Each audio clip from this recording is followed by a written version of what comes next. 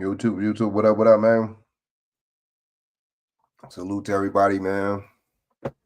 I'm here. I'm just about to, might not do too much of a long of a video today, but I'm about to drop some jewels. I'm about to drop some jewels right now. You see what I'm saying? So what's good with y'all, man? How y'all doing on this Wednesday, man? You see what I'm saying? So, all right, so I'm about to come on here with some heavy facts, man. I got a couple of different things to report on. I hope everybody's day was good, man. You know what I mean? Word, you know what I'm saying? So we're gonna keep it going, man. Let me just share this out, man. Let everybody know that I'm on. Oops. Did I even share this out? All right, so what's good, y'all? All right, so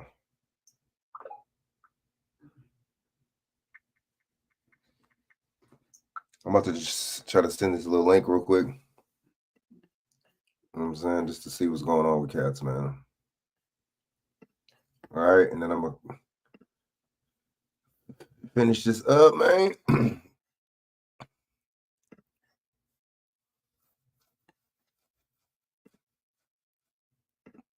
You know what I'm saying?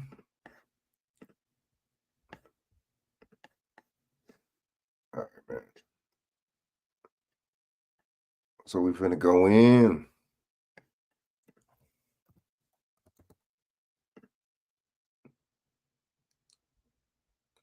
Word up, man. So all right, so man, all right, so we about to go in on this little story with Joe Biden, man. Your boy Joe Biden.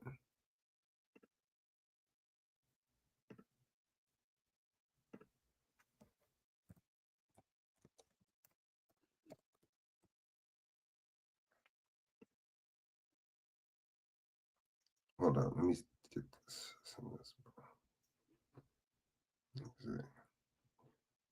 All right, so I'm gonna put that banner on.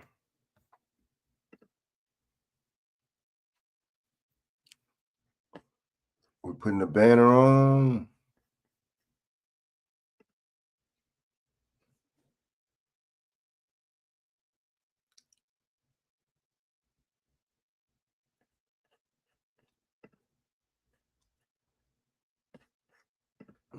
Damn, where did I see that from? Hold on.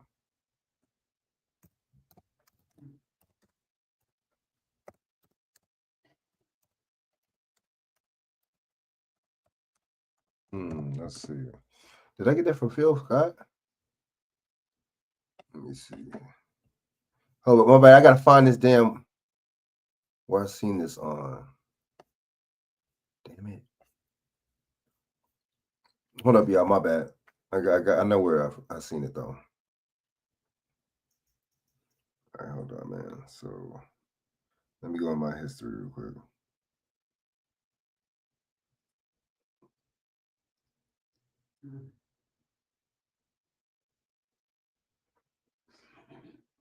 Damn, hold up, y'all.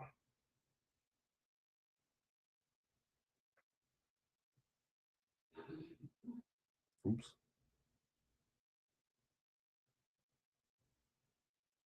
Let me see.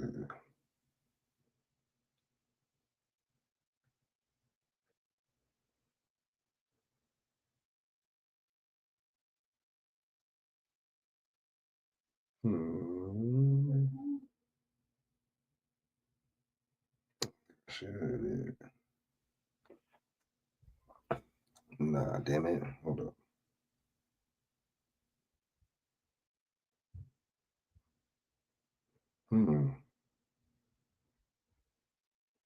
Hold up.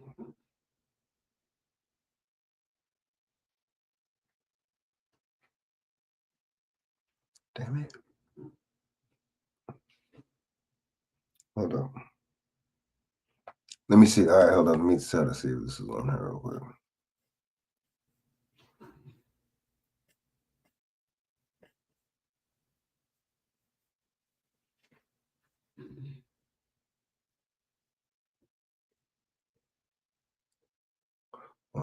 I didn't know why I didn't send that out. Who was it? I think it's TD Hip Hop. No, hold up.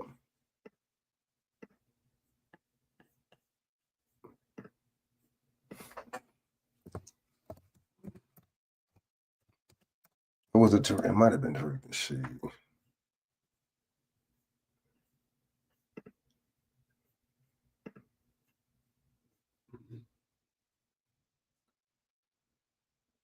Let's see. Damn. Yeah, I don't. I gotta find it, man. That's weird how all of a sudden. Hold on, let me get into this. Excuse me. Where's my damn history at, man? Hold on, let me get into this history real quick. Wow.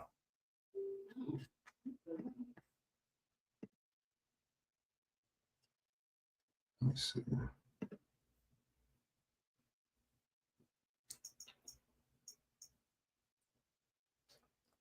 All right, hold up. Damn. It's burnt out. All right. Wasn't him. I think it might have been Phil.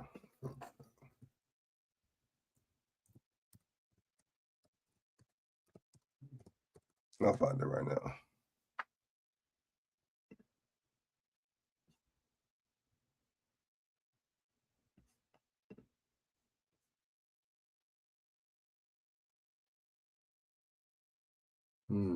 Wow. All of a sudden I can't find it. Let me put something else. Let me try to find this, man. So.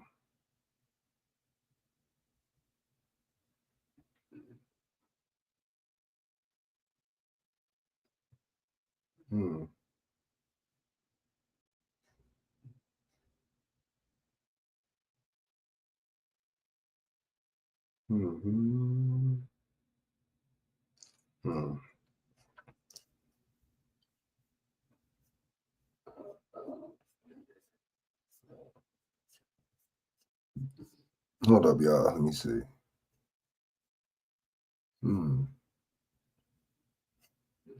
Where did I see that at earlier? All right, hold up. Let me play something else real quick, man. I'm getting irritated.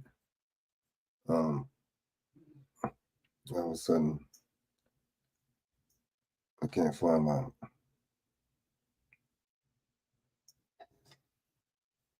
All right, so let me put something else on in the meantime. Between time.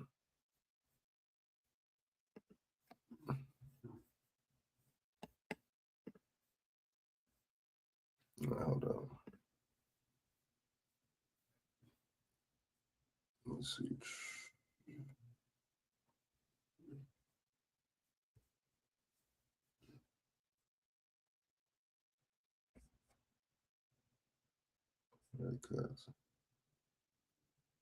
All right, so let's see. Let's go into this first story real quick.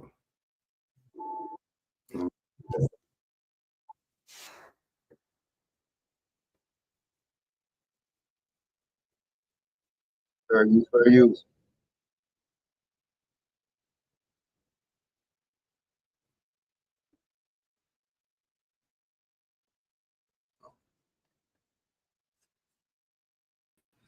On today, following the very unfortunate and tragic gun violence that took place in several neighborhoods, including this one, over the weekend that just ended. For the record, 24 people were shot over the weekend in 11 separate incidents, and 4 people have died. This includes the shooting outside the ice rink on Friday evening, where 3 youth were shot, none fatally, but 3 youth were shot. As I have said before, every shooting and homicide in Philadelphia personally pains me as your mayor and my administration. It pains me because every homicide victim was somebody's son, brother, father, uncle, daughter, sister, mother, aunt. These are human beings that we are talking about and not statistics. Our city grieves their loss, and it should not have to be this way. People should not have to live this way. Yes, you do know what the stats are. They affirm that even despite this weekend's gun violence, we are making some progress, but it's not enough. The numbers don't mean a damn thing.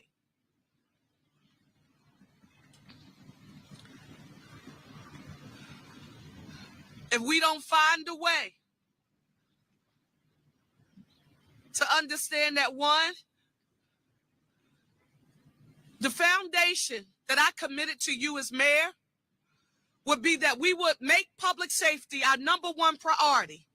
The public health and safety of all Philadelphians will become our number one priority, and we would not be afraid to make the tough decisions that are necessary to bring some order back to our city, and that we would empower our Philadelphia Police Department with every constitutional tool available that will allow them to protect us.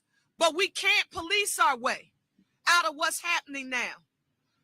Prevention and intervention is extremely important, and we're doing it right now. No one thing has gotten us to the point where homicides are down 37% this year compared to last year, and shooting victims are down 36% compared to last year, but Philadelphia is still not enough. We have the best police commissioner. You see, that's what I trip off. Crime and gun violence is down 30-something, almost 40%. And then 20-something people are shot in the city on one weekend. So y'all gonna bring that up? If crime is already almost double, I mean, in halfway down, you don't never want to talk about the progress. They don't never want to talk about the progress. They always want to talk about the negative aspect. 30-something, almost 40% is good. You know what I'm saying? Crime's not the same like it used to be anyway. I mean, amongst a lot of different cities and counties and stuff like that, and out here in America, crime is down. It has been down. See what I'm saying? For the longest, to be honest with you. But the news is not going to report on that.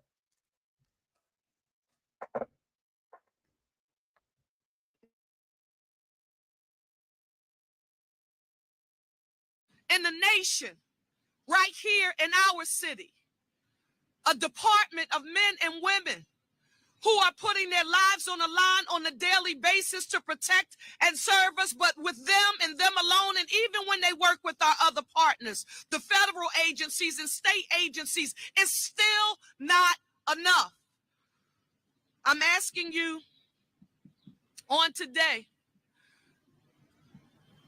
to join in partnership with your city, and understand that we cannot and will not rest until every resident in every neighborhood feels safe in their homes, going to school or walking in their community.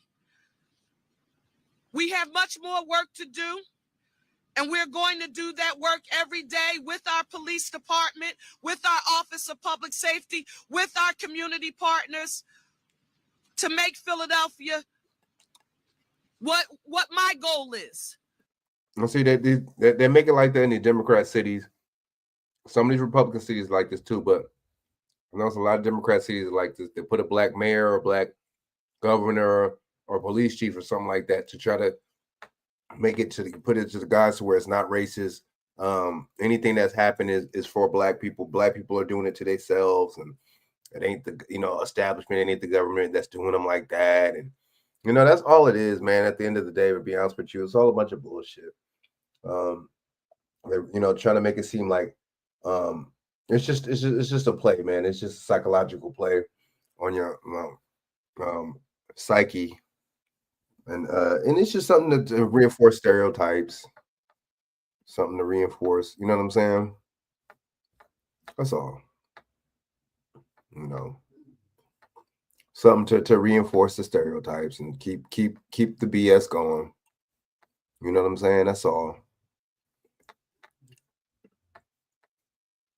What I committed to you, that we would do everything that we possibly could to make it the safest big city in America. But rest assured, particularly during this time of year, we will not allow anyone to think that they can just do anything in our city and there will not be any repercussions. It won't go down here in the city of Philadelphia. I need you to know that as your mayor, our police commissioner is empowered. And you see, they got the black mayor, the black police commissioner. They see, and then what they do is they give you the illusion, and they make you think, oh, and then you see on the flip side, oh, y'all black people got so much, and y'all been, just because you got a few black mayors or governors and stuff like that in these states and these cities, they'll try to say, oh man, black people, y'all doing better than y'all was, and just because we doing better than we was, I mean, just because you got a couple black mayors and governments don't mean that you as people as a whole are doing good. I don't understand. That's some tokenism. But I mean, that's what's up. I salute the mayor. Salute her for trying to get her. All right, so this is where I did find it, right? I found it. Let me get off this. So I found this, right? All right, so here we go. Oh, shit. All right, hold up. Oops. Damn it. All right, I found it, man. Hold up. I found that mug. Oops. I think I'm showing these. I got this. Professor Black Truth.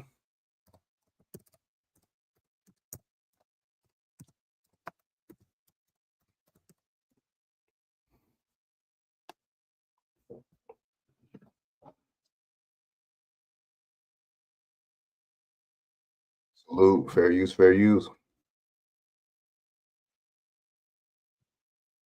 But especially for bad people. Take a look at what Biden's been doing with this orgy of pardons that he's been giving out, over 1,500 of them.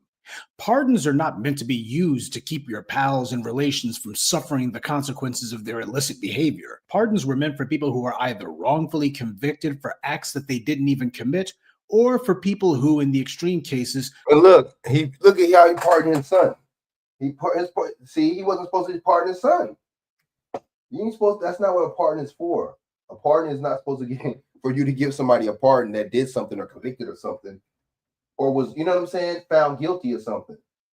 Like you said, a pardon is for people that were wrongly and justly accused of something. That's that simple. I don't understand. It's people taking advantage of these pardons of the law, right? Were convicted under mitigating circumstances that were egregiously ignored. It was meant for innocent people like John White, wrongfully railroaded into prison for defending his family from a gang of thugs who came to his house after they had brutally beaten his son at a so-called party. It wasn't meant for trash like the Daniel Perrys or the Hunter Bidens. But that's how it's been used under white supremacy. That's exactly how it was set up by the country's founders. They wanted to make sure that there would be a get-out-of-jail-free card for people who are at the right social, economic, and political strata, for the people at the top. Now, for everyone else, they have to live under the law. But as for the people who are at the top, the people who are plugged in, well, they get to live under fiat. And that's how they set it up, because white supremacy never had any interest in justice. White supremacy is the opposite of justice. So, of course, when it comes to their laws and their criminal justice system, it's actually a criminal injustice system, because that's what it actually produces. But that was the goal from the very beginning. Make sure that everybody else would live under the law, but the white supremacists lived under their own rules. Now, Biden has gone on this slew of issuing pardons left, right, and center to people who everyone knows are guilty as hell. But here's just a few examples, because some folks wanted to bend over backwards saying that, well, Hunter Biden was the only pardon that he gave that anybody dared to question. Why? It was just a matter of mitigating circumstances. He was just a political prisoner when you think about it. Yeah, well, let me go ahead and show you some cases of people who were not being railroaded.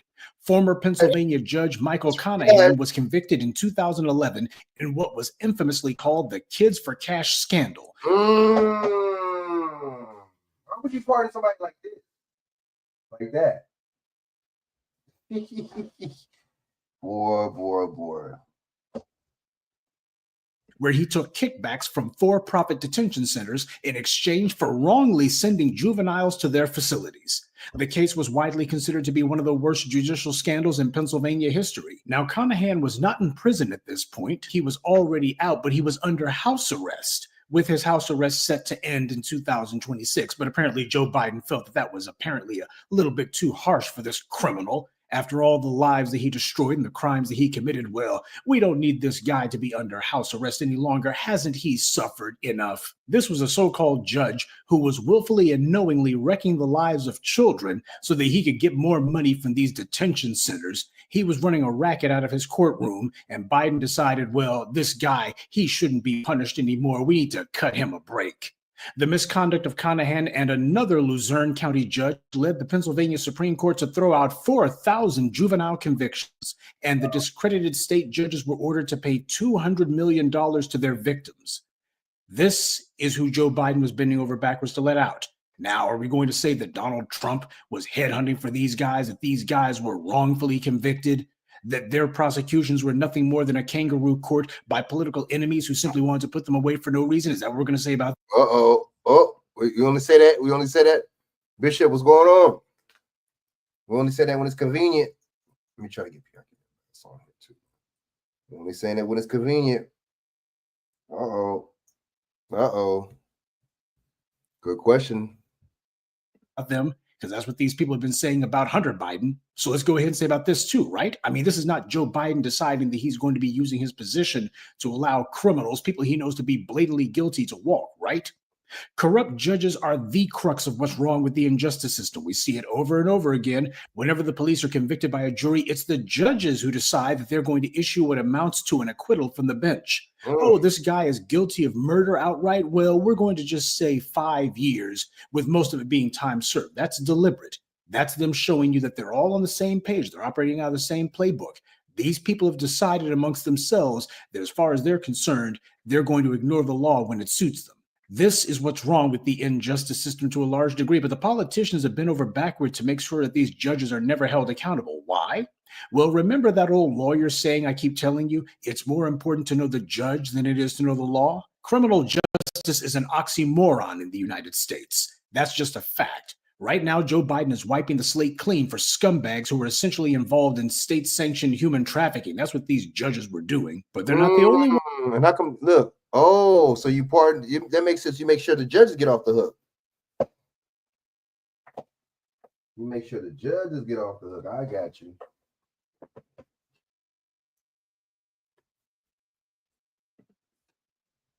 Ones who Biden decided that he was going to cross the line to try to help them out. You also had a female drug kingpin. Not just some little old dealer, but a female drug kingpin who, by the way, had ties to white supremacists. And Biden looked and said, well, she's supposed to be under house arrest too, right? Well, we need to go ahead and wipe the slate clean for her as well. You know, God has forgiven me, and I'm working on forgiving myself. Only on 6 tonight, a former black dude interviewing her, right? Drug kingpin and a white supremacist gang. What y'all think about that? What y'all think about that? Why would you pardon a skinhead? Why would you pardon that? Why would you pardon her? We're supposed to be so Democrat, liberal, against racism, but you're gonna pardon a skinhead, drug dealer, right? You don't pardon nobody that you got affected by the crime bill that you wrote. You don't pardon none of them. You don't pardon no black people that you put in jail 20, 30 plus years ago from that crime bill. But you pardon this racist, skinhead, white chick that was a drug dealer. Wow, okay. So it ain't about the drug dealers. It's about who did the drug dealing, right? Who got caught or who didn't get caught. Will be a free woman in a week. Damn, this dude pardoning skinhead chicks. Damn, wow. All of this because of a historic act of clemency by President Biden. Damn. So Biden so he can pardon who he wants to, right? He reaching out to the skinhead chick and pardon her. Jacqueline Hooker, aka Queen Bee, was arrested and convicted in 2014 for being responsible for supplying methamphetamine as a part of the Aryan Circle, a white supremacist gang based primarily in Texas. Wow. That's not even my bad. That's not just a skinhead. That's a prison gang. Wow. That's bigger than just a random skinhead group. Rag and tag skinhead group. Wow. Interesting. Damn.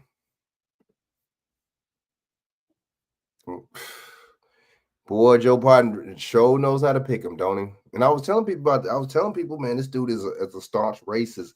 He wasn't just a damn Democrat. He was a Dixiecrat. Look at what a Dixiecrat is, y'all, and let me know.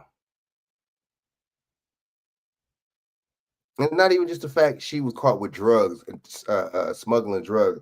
Another fact too that she got caught. She's an actual leader, female in this gang. That says a lot. A drug kingpin with ties to white supremacists. Just understand, this is how these white supremacists fund their terrorist organizations. This is the kind of criminality that they use in order to wage their race war against black citizens. We hear about fentanyl and other narcotics and how they get brought in from across the border from Latin America, but who are those drugs given to? That's never made an issue, just like who the people are who use the drugs. You see, they're the wrong skin color to be scrutinized. And this is what's been going on. Biden ranted and raved about black drug dealers in the 1980s and 90s, and he was openly using racial dog whistles, just being egregious and bold about it. But the last 20 years or so, his mouth-frothing racist rhetoric about drugs, at least, has quieted down. But he's still pardoning drug queenpins that is racist white, Somewhat, probably because his son kept making headlines for all the wrong reasons. I guess white drug dealers who are pushing opiates, which has killed far more people than crack ever did, is less of a problem in Biden's eyes. But then again, he's not alone. The white media has not demonized opiate dealers like they did crack dealers. You're not seeing a slew of movies or TV shows constantly glamorizing a war on drugs. They don't show you a nonstop tsunami of white faces pushing poison in the streets and sending in this tsunami of illicit drugs. They don't do that. Right. If it's not black people, then all of a sudden we need to be more understanding. You see, the news helps the propaganda, catapult the propaganda. When it's them, it ain't a war on drugs. Then we needed some understanding and we need to visualize with them, and we need to see that they need to get help and they can get restored and they can get rehabilitated. But when it's black people, boy, lock them away. This is a war on drugs, a war on black, war on this, war on that, war on gangs. When it comes down to us, that means it's a war on us, don't it? The media is telling us a lot, man. The media is like the fourth branch of the government. That's how I look at it. You see what I'm saying? Republicans, exactly. Yeah, exactly, Bishop. And you can practically hear them breaking out the sad violins. They don't want people to have a mental connection between white drug dealers or users and militarizing the police to go after them or to lock them up for decades on end. Joe Biden certainly doesn't want to make that kind of connection. The rhetorical defense that's been used for a lot of these pardons that Biden has issued is that most of these folks had already been released from prison and that they were mostly under house arrest or some other form of outside of prison confinement. Now, keep in mind, Biden is releasing white supremacist collaborators and crooked judges who locked up kids for cash. And he's taking all of this heat. He's taking all of this criticism. He's got all of these people looking at him and saying, what the hell is wrong with you? He's taking all of this criticism in stride. But he's not said a single word about granting clemency to Assata Shakur, a truly innocent woman who can't return to the land of her birth, and Biden's not saying a word about it, and neither are the rest of these phony, bleeding heart liberals out here who are just so concerned about the plight of the incarcerated, even though Hunter Biden never spent a single moment behind bars. Assata Shakur isn't in prison, but she is in what amounts to outside of prison confinement. And if these other criminals with ties to white supremacists and locking kids up for no reason just so they can make money off of it, if these individuals get Biden's sympathy and he can take all of this heat and criticism for these clearly guilty as hell criminals, angering and enraging his own Democrat base. So they're supposed to use you're supposed to pardon people that are actually innocent. You're not supposed to pardon people that are guilty. It doesn't work like that. Like the people out there in Pennsylvania, Josh Shapiro is rightfully losing his mind about this. Never mind the fact that other people who were charged and even convicted right alongside Assata Shakur have actually been released from prison. Other people who were sent to prison for the alleged crimes that Assata Shakur also was convicted of, these individuals have since been released. So that being the case, what is the sense in not granting clemency to this woman? She's in her 70s. After all, black people are told all the time, well, you know, we can't be doing anything about all of these Jim Crow killers and these segregationist murders and such. I mean, that stuff was a long time ago. I mean, the past needs to be the past at some point, doesn't it? You people just need to get over it and let it go. And for the last 500 years and the last 150 years specifically, that's precisely what black people have been told. That has been white society's get out of guilt-free card, to simply tell black people it was a long time ago, and that is a shield that wards off all moral responsibility or accountability. That is the perfect dodge, or at least it's treated as that. But on the other hand, if black people decide to use the exact same talking point, all of a sudden, that doesn't mean anything. Why? Because it's not about morality. It's about a guaranteed outcome. A guaranteed outcome of injustice, because justice requires balance, and there is nothing balanced about how black people have been treated under the system of white supremacy. But then again, that's the entire point. Why is it then that Biden's not willing to take any sort of criticism or any sort of heat for granting clemency to a truly innocent person? Yeah, he'll go ahead and bend over backwards and walk through hell with gasoline bridges for a bunch of guilty criminals, but nothing for an innocent person. Oh, and for you undercover Trumpers here, the Orange Man and his pals wanted to make the extradition of Assata Shakur a precondition before normalizing relations with Cuba. They did that. Imagine that, continuing a failed 60-plus year-long regime of sanctions unless they hand over one person. You don't even see them doing that with Edward Snowden or anybody else. They don't sit there and tell other countries, well, we're going to have you guys under sanctions, and we're going to hold the sanctions hostage to whether or not you hand over this one person. But if it's a black person, then all of a sudden the world has to stop spinning on its axis. Interesting. Very interesting. Why would she be so important, though? Yes, because of what she represents to them. They hate, absolutely hate any circumstance where they think they took an L. And when this woman escaped from prison, as far as they were concerned, that was giving them the middle finger. Now, Trump wasn't pursuing any of these white supremacists who committed all kinds of murders and assaults and destruction of property. But then again, neither did Biden nor Obama nor anyone else. All of you Biden bots out there, when you look at how it is that Joe Biden has used his pardon powers, please tell me how this is any different than what you've been saying Trump would do if he was in office. People defended Biden pardoning his guilty drug addict son on the grounds that Trump would have, well, trumped up some new charges against his innocent little boy. So this, and see, that's another thing too. You pardon your son, and he was guilty, and you lied about. That's why he lied, because Joe Biden know he wasn't supposed to be pardoning him like that. You don't pardon somebody that got convicted.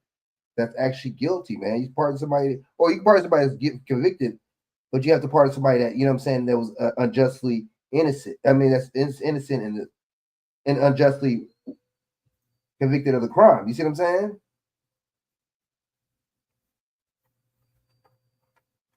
I don't know. I don't know why people don't get it, you know? Hold up, yo.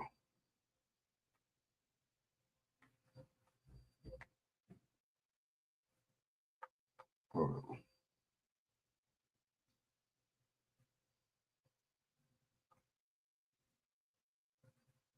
My bad. I mean, this was a preemptive move meant to prevent malicious prosecutions of an innocent guy from Trump and his cronies. Now, even if you were dumb enough to buy that, why did Biden pardon crooked judges and drug dealers who had connections to white supremacists? Was Biden scared that Trump was going to fabricate some charges against them too? Were they scared that these white supremacist drug dealers were going to have charges brought against them by Trump and company? Where are the Biden defenders at now to explain all of this away with the other disgusting pardons? Aren't they going to stick up for Biden and tell us how this is for the greater good? You got to let these guilty judges have their slates wiped clean. Why, they didn't do anything wrong. Because that's what they said about Hunter Biden. That had he not been Biden's son, there would have been no prosecution against him. Never mind the fact that the investigation and the prosecution of Hunter Biden both happened while Biden was president, not on Trump's watch.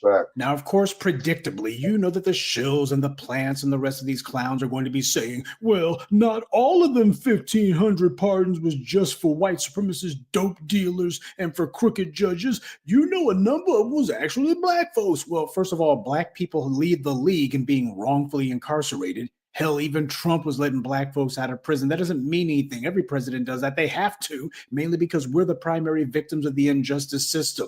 So what they do is they sprinkle a few black folks in there. That way they can get a few fools to overlook the fact that it's a smokescreen for all of these deserving criminals who they're actually letting off the hook or cutting them a break. That's what actually happens. They use us as a smokescreen to hide behind, and that is not okay.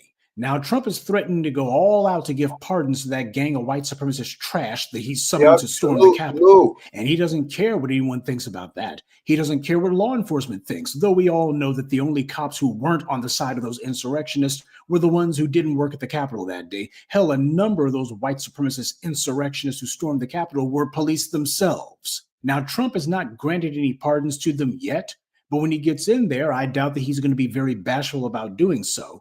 And neither Biden nor any other Democrat has shown a scintilla of the nerve that Trump has.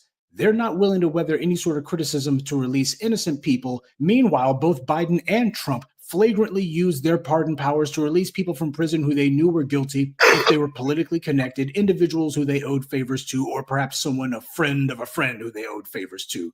The same dirty dealings over and over again.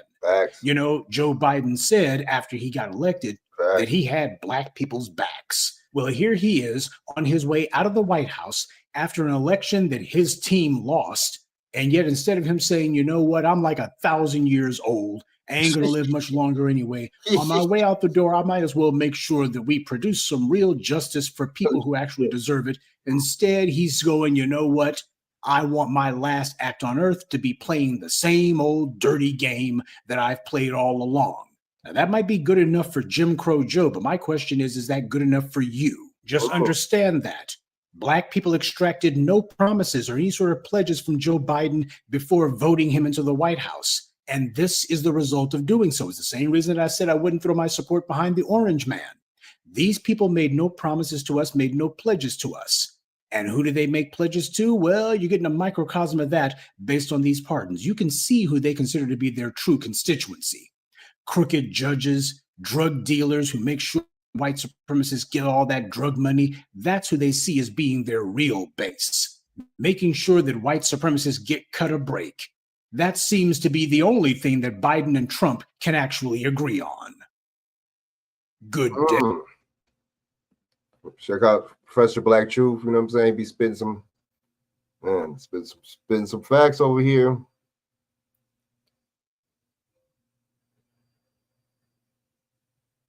All right, hold up.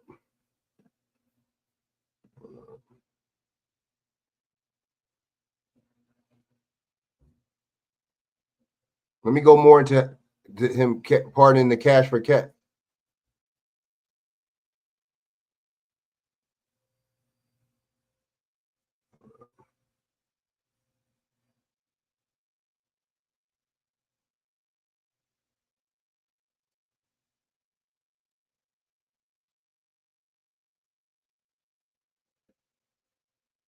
Salute. All right, fair use 1976 under the Copyright Act.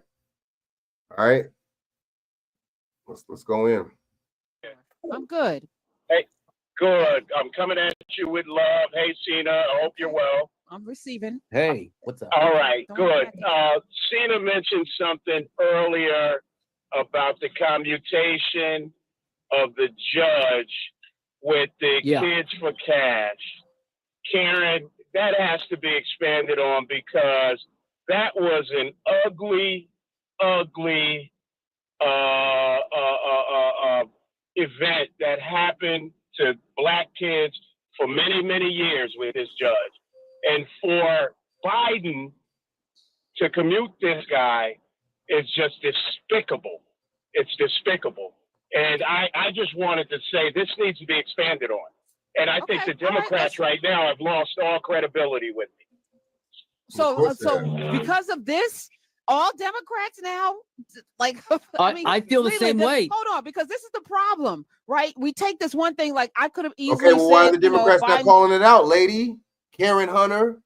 What do you mean all Democrats? Why are these Democrats not calling this out? Huh? All Democrats? Okay, them same all Democrats you're talking about aren't calling this out. I don't really watch this lady show like that. I just seen this, and I've seen the Cash for Kids, and I've seen that what's the name? The Cash for Kids thing. It showed up in Professional Black Truth, what's the name earlier? The video I just played. So it's this lady, watch this lady's gonna go full. See, why do we cape for these people? Why do we cape? Why are none of these Democrats calling this out? You don't hear no Democrats talking about who this dude just pardoned. This dude just pardoned a racist white supremacist chick. It was a gang. Crickets, right? He's pardoning his drug addict son that was guilty. Crickets. You're not supposed to pardon the guilty. You're not black if you don't vote for me. But I was like, you have to weigh your options because politics is not a popularity contest. What? This chick, y'all don't watch this chick. Don't watch this lady. Don't watch her. Don't ever watch her. Because the dude, the caller sound like he got some sense. The dude right here on the other side right here sound like he got some sense. This chick that's the open insult. You think Joe Biden would say, "Don't vote for me if you're not Mexican," or "You're not Mexican if you don't vote for me"? You're not you know what I'm saying? You're not white if you don't vote for me. Come on, what if you said you're not white if you don't vote for me, bro? How that would have been perceived? But it's okay for him to say black, right? Because we know that's a misnomer term. But still, the people like this are the problem. And you got a platform with thousands, you know what I'm saying? You got 200-something thousand subscribers and you talking that madness. People like this are the problem, man. I'm telling you. It's a power resources game, right? So it's like, who can I get the most resources for my community or for myself, whatever. What resources have Joe Biden? What resources have the Democrat and Joe Biden gave to the so-called black community? I'll wait. What is this lady talking about?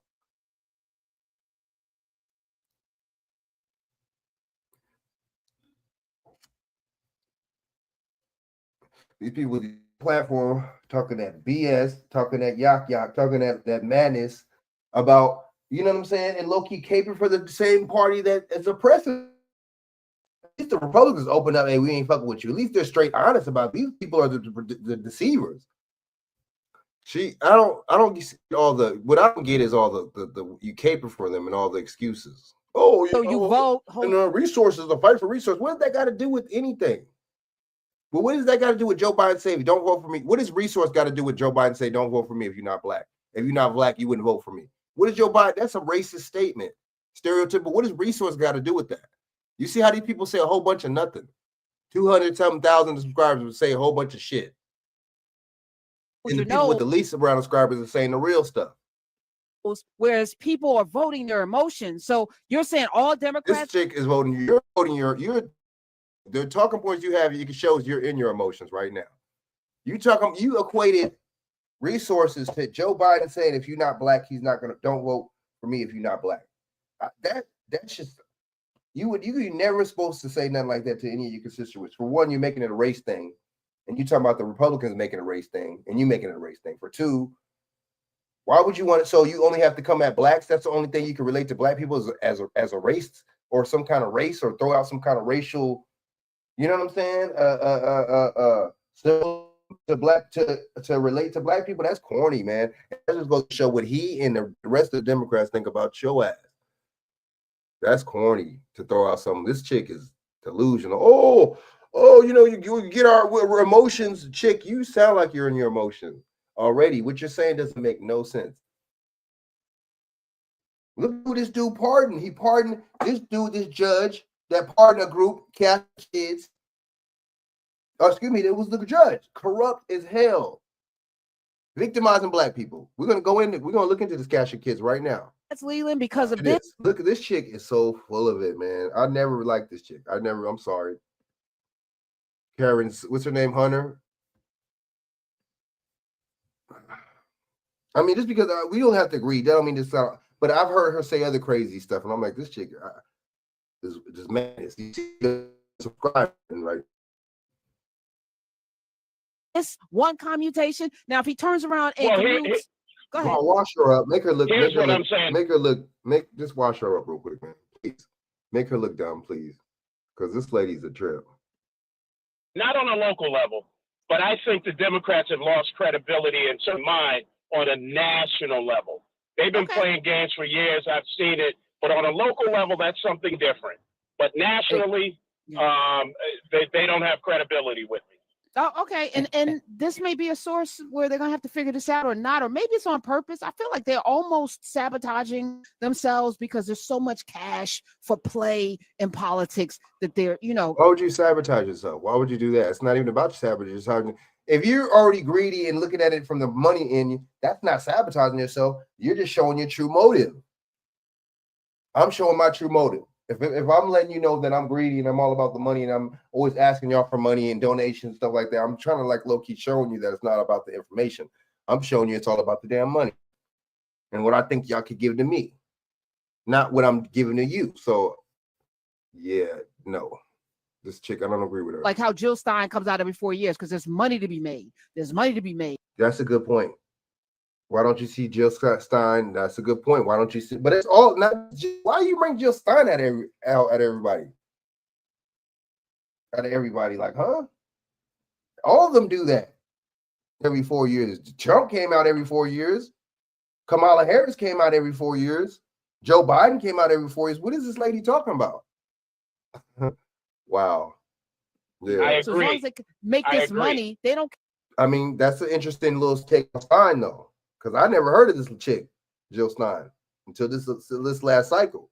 Care about us. So I hear you, but now is the time for us to put people in office and show up in primaries and show up locally, like you said, and make sure that we have the kind of governance that we deserve. Josh Shapiro, the governor of Pennsylvania, ripped Joe Biden's behind for commuting these sentences, and particularly the Kids for Cash case. And I apologize for not bringing it to the forefront. Because of course you didn't. Of course you're not going to bring it to the forefront because it's a Democrat that you voted for, that you was pushing, that they went against. You a Democrat. This lady's a Democrat straight up. You know what I'm saying? And that's what these people do. Oh, let me not make my base, my base that I identify look crazy. What I'm finna do is not, you know what I'm saying? What I'm going to do is not bring out this bit of information to make them look that much more crazier. And you know what I'm saying? You're trying to submit you're trying to restrict a certain amount of evidence. I don't know. That's just, to me, man, that's corny. So much limited capacity, which is why we bring on guests, which is why callers call up, except for the F1 callers. But Cena, since you did a whole fraudster episode, what episode was it, so we can tweet it out so people can listen? It's the Kids for Cash. It's Spiz, if you need it, I can send it to you. But I'll find it. I think what the caller, what the story is. Yeah, I think what the caller. But I want to just talk about what the caller is talking about here, because I feel like I felt similarly. It feels like, and it's not a straw, but it feels like the last straw that's broken our back. We were already down and kind of, disheartened by everything that the Democratic Party has done, and that how Joe Biden, has conducted himself in this administration when it comes to different issues, both domestically and internationally. This felt like such kick us while we're down. So just to give you the summation of this story, Judge Conahan was in Wilkes-Barre, Pennsylvania. He was a judge there for a very long time. He got into a deal with a couple other guys to basically build a juvenile detention facility. Now, if you build a juvenile detention facility, you need kids to go into that juvenile detention facility. And so he was getting kickbacks along with another lawyer guy from the real estate developer who built the juvenile detention facility. And obviously the county pays for the facility, so the money was flowing, right? What this judge was doing is if a kid, let's say a push and shove on a playground and a kid gets sent to juvenile court, okay? Before they enter his courtroom, he would have them sign away their right to an attorney. So you see what I'm saying? And this is somebody that Joe Biden pardons, bro. Oh, I'm sorry I didn't bring it to attention before because I'm caping for Joe Biden. But this the Creed person dude right here next to me, you know what I'm saying? He got the facts. He gonna, you know, the white man right here next to me, you know what I'm saying? He gonna break it down. He gonna tell the real truth. Well, you know what I'm saying? What's up with us with these black YouTubers, man? Anyway, man.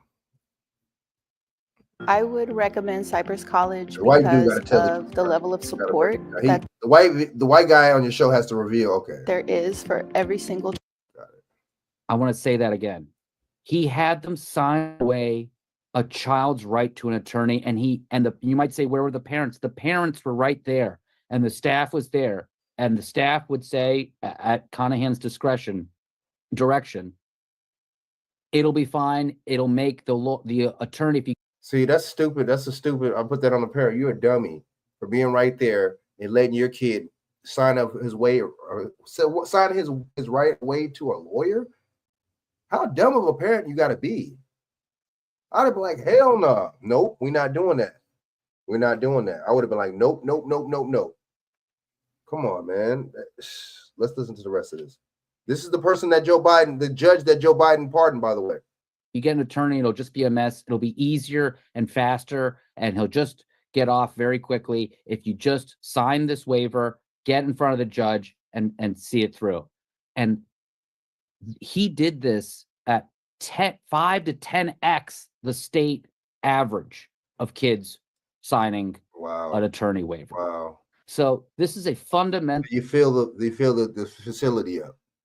Constitutional problem here. First of all, second, he stacked this juvenile detention facility. What race? We're gonna look to see what race he was. Let's see what race he was. I bet you wasn't black. Let's go. With children, ruining kids' lives. One kid ended up taking his own life later, whose mother went and confronted him after he was convicted. He is obstinate to the very end, even after he was convicted. And he wasn't convicted. They settled, but and he got a plea deal. But the thing here is, this man was serving 17 and a half years because of the CARES Act. He was allowed to go into home confinement because everyone was dying in prison. And if you met certain criteria, you were allowed to go. And mind you, the CARES Act, when it did that, helped a lot of people because the recidivism level was really low. You had a lot of people on like very small drug possession charges that didn't die in prison because of the CARES Act. Sure. But did this man need to be part of the 1,500 people that had their sentences commuted? No. Damn. So it's okay. It's okay to fuck over kids. It's okay to mess over kids. Oh, as long as you fund the prison industrial complex, it's all good. Wow. Interesting, y'all. Oh, shoot. Interesting. I don't know. And I asked some lawyers that we actually interviewed on Fraudsters today about it. They couldn't give me a definitive answer either on this. And this is my fundamental problem. This is why I feel disheartened as a Democrat. This is absolutely the most insidious case I've ever seen in my life. I was in tears recording the episode. We had to cut so much out because it was so disgusting. There's interviews with children, every race you can imagine, every period of age, boys, girls. And again, we're not talking about mass shooters here. We're talking about a playground fight. Wow. See, I get it. So what you do, you pardon. Okay. So what you do, you pardon the people that were convicting people that were innocent. Oh, I get it. Right. And you actually pardon the people that are actually guilty. So in essence, Joe Biden didn't pardon anybody that was guilty, innocent. Joe Biden pardoned a bunch of people that was guilty. Wow. You see how psychological that is? And so Wow, man, that's. Let's try Yeah, we women. just had my bad. I just had to Cool. let y'all know who this dude Pop Easy, Pardon, right? you know. good. No, as you're talking and I'm seeing, you know, the mother of the child that took his life, Josh Shapiro, all of the outrage. How do we measure? Like, it's easy. Like, I'm listening to our brother that just called up as well. Love you too. See that some of that's BS because that's some of that's on the school and on the school, the state, and the city too. Because you can't a school fight should be go to principal. That should be some school disciplinary. It shouldn't even be going to no juvenile. How does it equate juvenile hall from a school fight? I've had school fights. I didn't know people that had plenty of school fights. They didn't go to no juvenile hall. So that was some scheme on the school, the city, the state. That was a scam, a multi laundering scam going on with that. You know what I'm saying? Because come on. How you going for a school fight? You go to juvenile hall? Nah, I never heard nothing like that. How do we, Leland, reconcile that? Do we? Because I felt a lot of this angst with this election cycle, where people like, I don't believe anybody. I'm not voting, or I'm just, you know, going to vote for Joe Stein or Cornel West, somebody that I actually like and respect, or I'm going to write in my name and I'm going to do all these other things. But it really stripped us from being able to move about the cabin freely. Now we got to work. Okay. So shout out to Karen Hunter. Now she talking some BS. I don't want to hear that. This is what I'm talking about. When these YouTubers, y'all, you got to watch these people because they give you the half truths and they give you the lies, and then what they'll do is they give you the propaganda, and what they'll do is they'll give you their interpretation. You know what I'm saying? So their interpretation could be complete propaganda, and they're gonna hit you. Nah, we're not doing that. We ain't doing none of that over here. Nah. All right, hold up. That was corny. So hold up. That lady's a trip. That lady was saying some straight blasphemous stuff. All right, so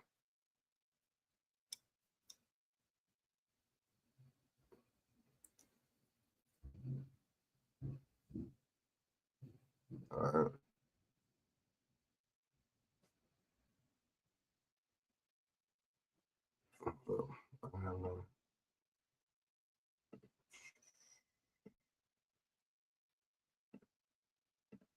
I want to get to this drones thing too. Yeah, man. Oh, my bad. I'm tripping. Let's get into these damn what's his name, man. These mass these fake these mass shootings.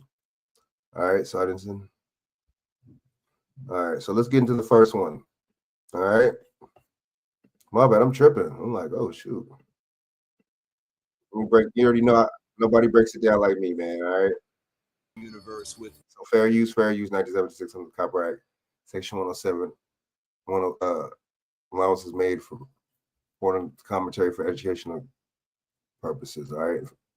We have been waiting for this press conference to begin there in Towson, Maryland, about a potential mass shooting investigation. Authorities are at that microphone stand. Let's watch. Service, they spoke of multiple gunshots at that location. Responding officers responded to that location. The first officer that arrived on the scene found a vehicle on its side and in flames. Our officers searched the scene. They found multiple victims and alerted the fire department. The fire department came to the scene and basically took care of the victims at the scene and transported them to the hospital. At this time, we have 10 individuals that have been injured. One's deceased. 9 were transported to the hospital. Right now, our homicide and our Criminal Investigations Bureau are investigating this incident. It appears to be a mass shooting incident. We have mass shooting. Multiple persons that are shot. Right now, we're determining the circumstances and the conditions in this case. With me this evening, we have to my right. So what happened to the shooter?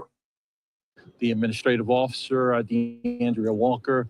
Behind me, I have County Executive Johnny Oshesky. To my left, Fire Chief Joe Dixon, and Councilman Ertel. Chief Dixon will speak next in reference to the fire response. In terms of the police department, we are asking that anyone that might have information about this incident to contact Baltimore County Police at 410-887-4636. That's 410-887-4636. And that's that 4636 is info, and that information goes right to our info center. Next will be Chief Dixon. Good evening. As stated, Joe Dixon, Chief of Baltimore County Fire Department. Thank you, Chief. Approximately the same time, hour 7:15, Baltimore County Fire Department was alerted of a fire in the area of Johnson Funeral Home. Responded to the scene. First units on the scene mitigated the fire, and of course, now we have victims on the scene, and they rendered treatment as appropriate. So we're proud of our responders. We're proud of our partnership in public safety of Baltimore County and keeping our community safe. Thank you. Next, we'll have our County Executive, Johnny Oshesky. Thanks, Chief. Good evening, all. I first want to just thank the men and women of both the Baltimore County Fire and Police Departments for the who was the shooter? Incredible work they do day in and day out. Their response here is no different. Please, as Chief McCullough has said, if you have any information in regards to tonight's incident, please let them know so that they can bring those who perpetrated tonight's act to justice. I will just say that this is an incident that is shocking, particularly for those of us in Baltimore County. These types of incidents are unheard of here, and so it really shocks the conscience. However, we want our residents to know that we are, as always, fully committed to ensuring that both our fire and police departments have the full support and all the resources that they need from Baltimore County government to ensure that they bring this investigation to conclusion. Obviously, it's very early on, but our hearts go out to anyone who's impacted by violence.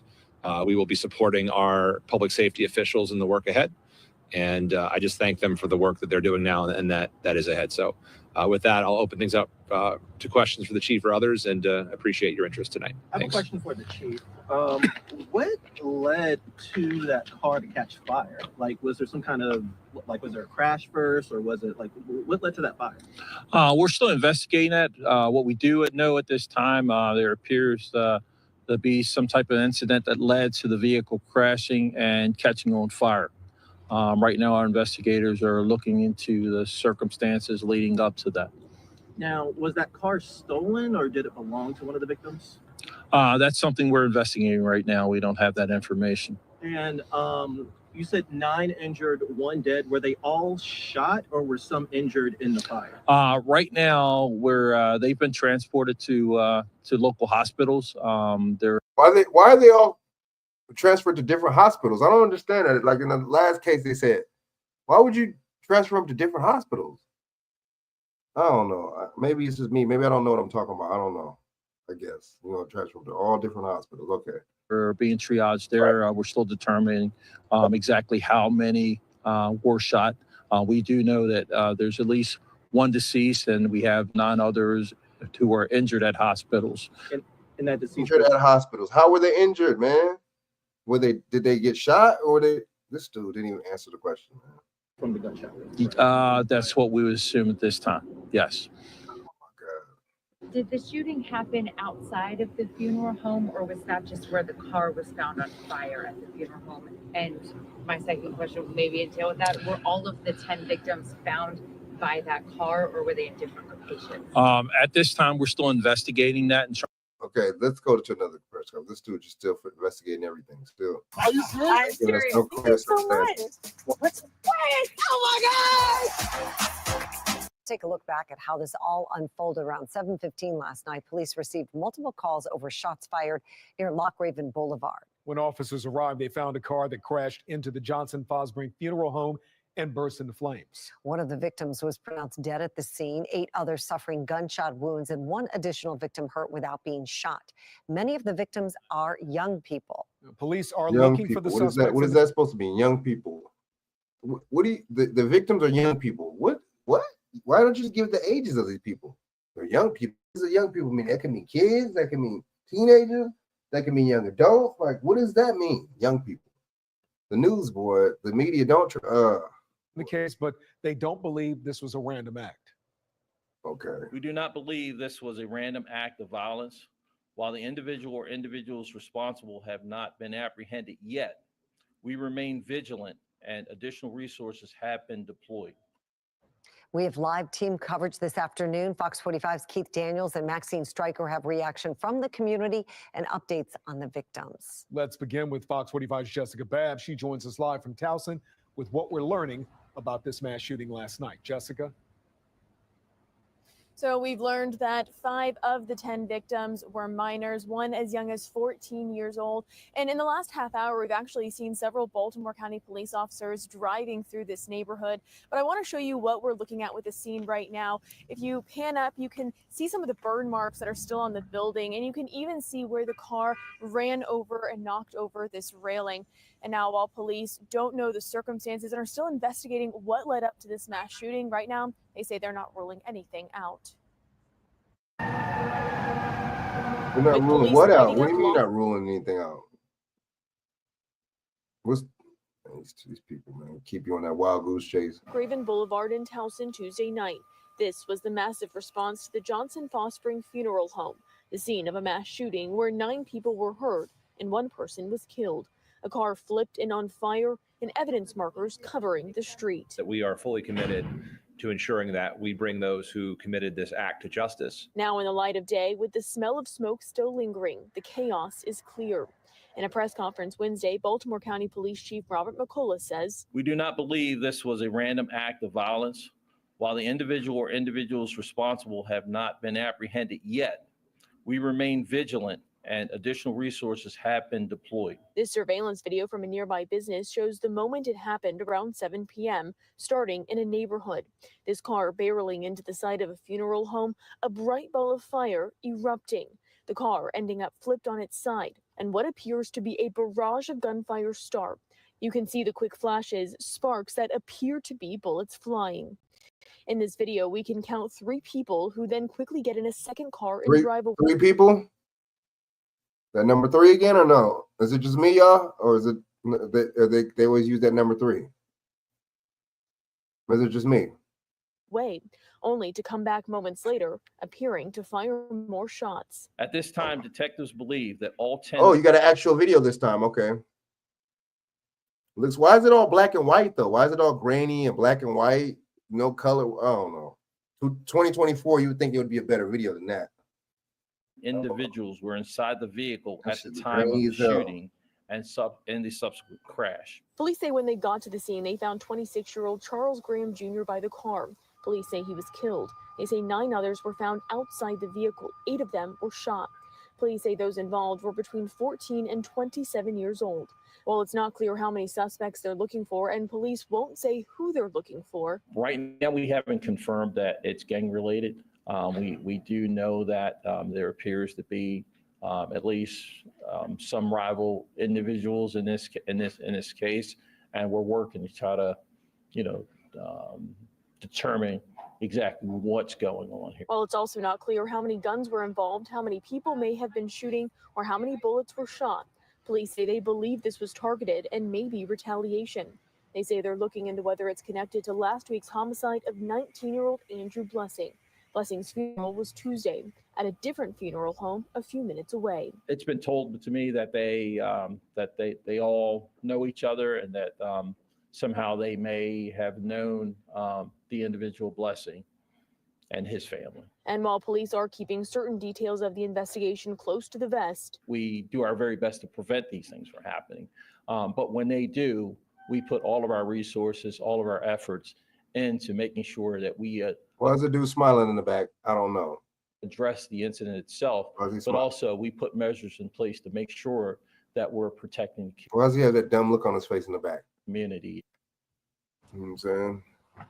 And I did reach out to the funeral home today, and they wanted to reiterate that they had nothing to do with this shooting, that no one was inside the building at the time of the shooting, and wants everyone to know they are still open for business. Live in Towson, Jessica Babb, Interesting. Fox 45 News. Wow. I'm Mary Bubala. Thank you for watching. Here's another hold on, video for you to watch. Also, take some time to subscribe to our YouTube. Let's go back. Let's get into this right now. Hate seeing ads? Let's It's almost talk. 2025. People You don't shot have in to. Philadelphia. Okay. The internet is almost Over the unusable. weekend.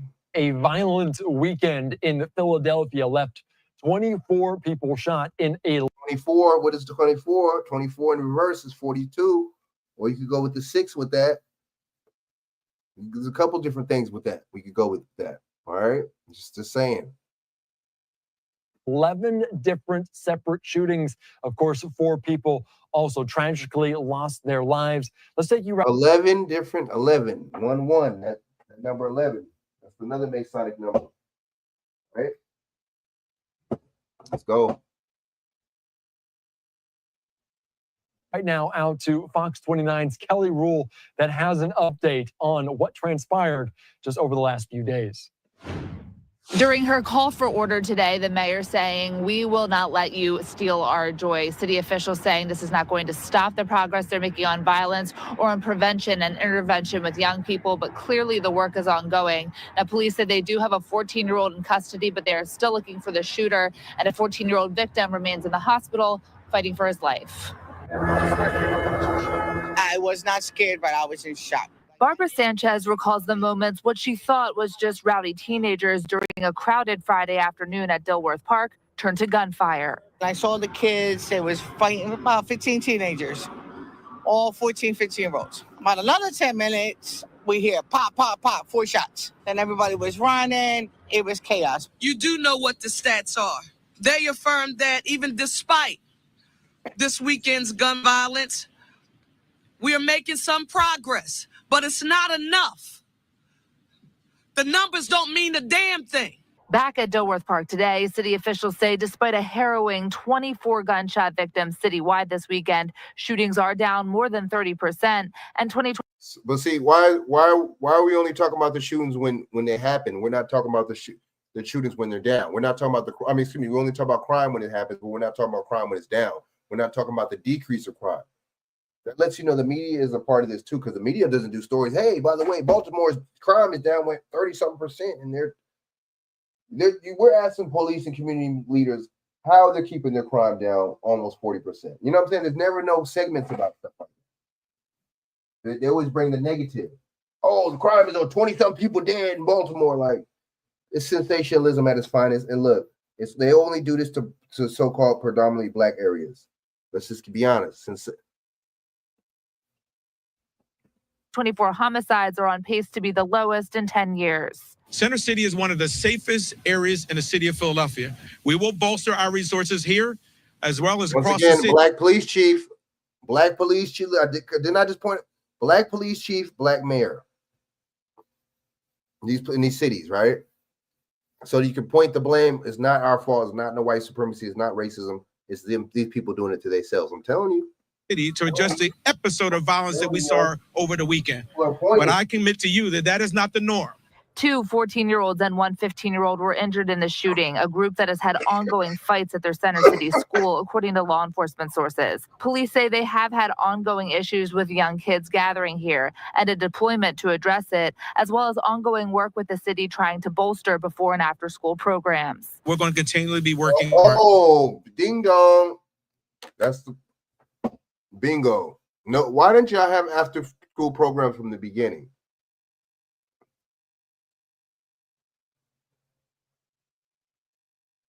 Right. Yeah, I got people I know other people that live in Baltimore. It is bad out there. It's fucked up. But see, my thing is they put the black leaders, and see a lot of them sell us out anyway, right? They'll sell us out. So this is why you put the black leader in there. You can sell them, you can do two ways. You do it a couple of different reasons. They sell the black constituents out of the city, right? They do a disservice to them every time. And you also do it, you see what I'm saying? To give the illusion that there's no racism. There's no, you see what I'm saying? No classism. No, you see what I'm saying? Social constructs going on, right? There's a couple of different reasons why they do it. These people ain't dumb. Good looking for tuning in, sis. You know what I'm saying? Police. Appreciate the birthday wishes and the whole nine. You know what I mean? To go after our young people, particularly those who are carrying guns. But this is the work, right? We've seen this across the city. When young people, unfortunately, have weapons, they have. Oh, here we go. Here we go with the with weapons. We'll use them. How these little 14, 15-year-olds get these damn guns, man? That's come on, man. And who's bringing all these damn guns into this city, man? I would definitely tell the kids and the parents to monitor their children more and to get location on their kids where they at and what they're in. You notice that? You're getting GPS on your boo. You're getting GPS on your you're getting you know what I'm saying? Oh yeah, they do. Yeah, big time the whites. You're right. They cater to the you're right. You're right. To the immigrants and the mayors. I mean, and to the everybody else but us. You know, she said, what'd she say? Look, these kids, these parents, they get on their boo thing and on their bay, they'll get GPS on that to see where their man or their woman's at, but they won't get GPS on their kids. What's wrong with people? What is wrong with people? What's wrong with grown adults? You're supposed to be grown adults. What's wrong with people? You ain't gonna get a GPS on your kid, but you get GPS on your boo, your girl or your dude. Man, people got their priorities backwards, man. Into after the kids, people don't care about these kids. I've been saying that for years. School. On a tight-knit West Philadelphia block, Natasha Pitts says her 14-year-old son grew up with the critically injured 14-year-old victim a few houses away. He's in a fight, and we're praying for this kid. Like I said, he didn't ask to deserve that over just a physical fight. Turned violent. But see, that's that.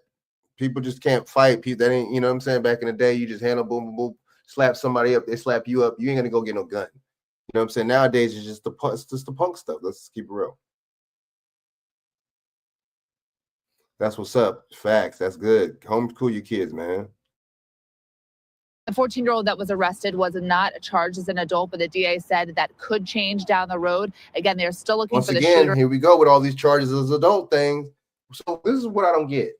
You see, and they only do that to black kids, right? They only that charge adult stuff. They don't do that to white kids. So look, this is none of these mass shooters don't be anyway. You do the charge as adult thing. Excuse me. Why do they have juvenile prison jails and they have adult jails? You might as well just get rid of the. See, this is what I don't get. You might as well get rid of the adult side of it. I mean the juvenile side of it then, and just merge everybody all in one.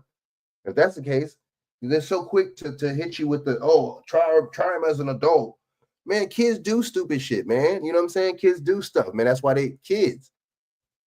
What is your they say you're learning, you know, your brain doesn't fully develop as a especially as a male, a man, until 26, past 26, right? So I don't know, man.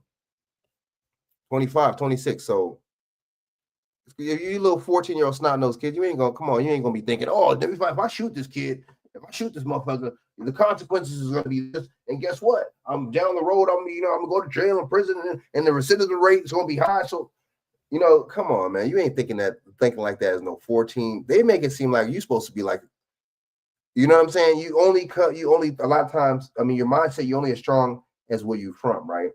But at the same time, these kids, you know what it is? A lot of these kids' mindset isn't that strong. So that's why they've been trying to portray how tough and how strong they are on the outside. Does that make sense? They do believe it's a young person, possibly 14 years old as well. Reporting in Center City, I'm Kelly Rule. You gotta watch how the news media report this, dude. They be just mad bias. You know what I'm saying? Let me hear a little bit more of this. I got a couple more stories, man. 9 News. All right, thank you so much for that. A very scary weekend, to say the least. And it really all started on Friday evening when gunfire erupted at the Christmas Village there in the Dilworth Plaza in the city of brotherly love. Again, the statistics are very difficult to hear, difficult to fathom. 24 people shot, 4 fatally killed in 11 more than 10 separate shootings over this weekend. All right, let's take you right now out to the Philadelphia mayor, Sherelle Parker, and others providing an update on this and a call for order in that city. Confirmed that even despite this weekend's gun violence. So, all right, so man, salute to everybody, man, to the mayor and all of them. Salute. All right, so this is what you're not gonna see, you know what I'm saying, on the mainstream media. This is just on Denver. I caught this. Let me see, hold on.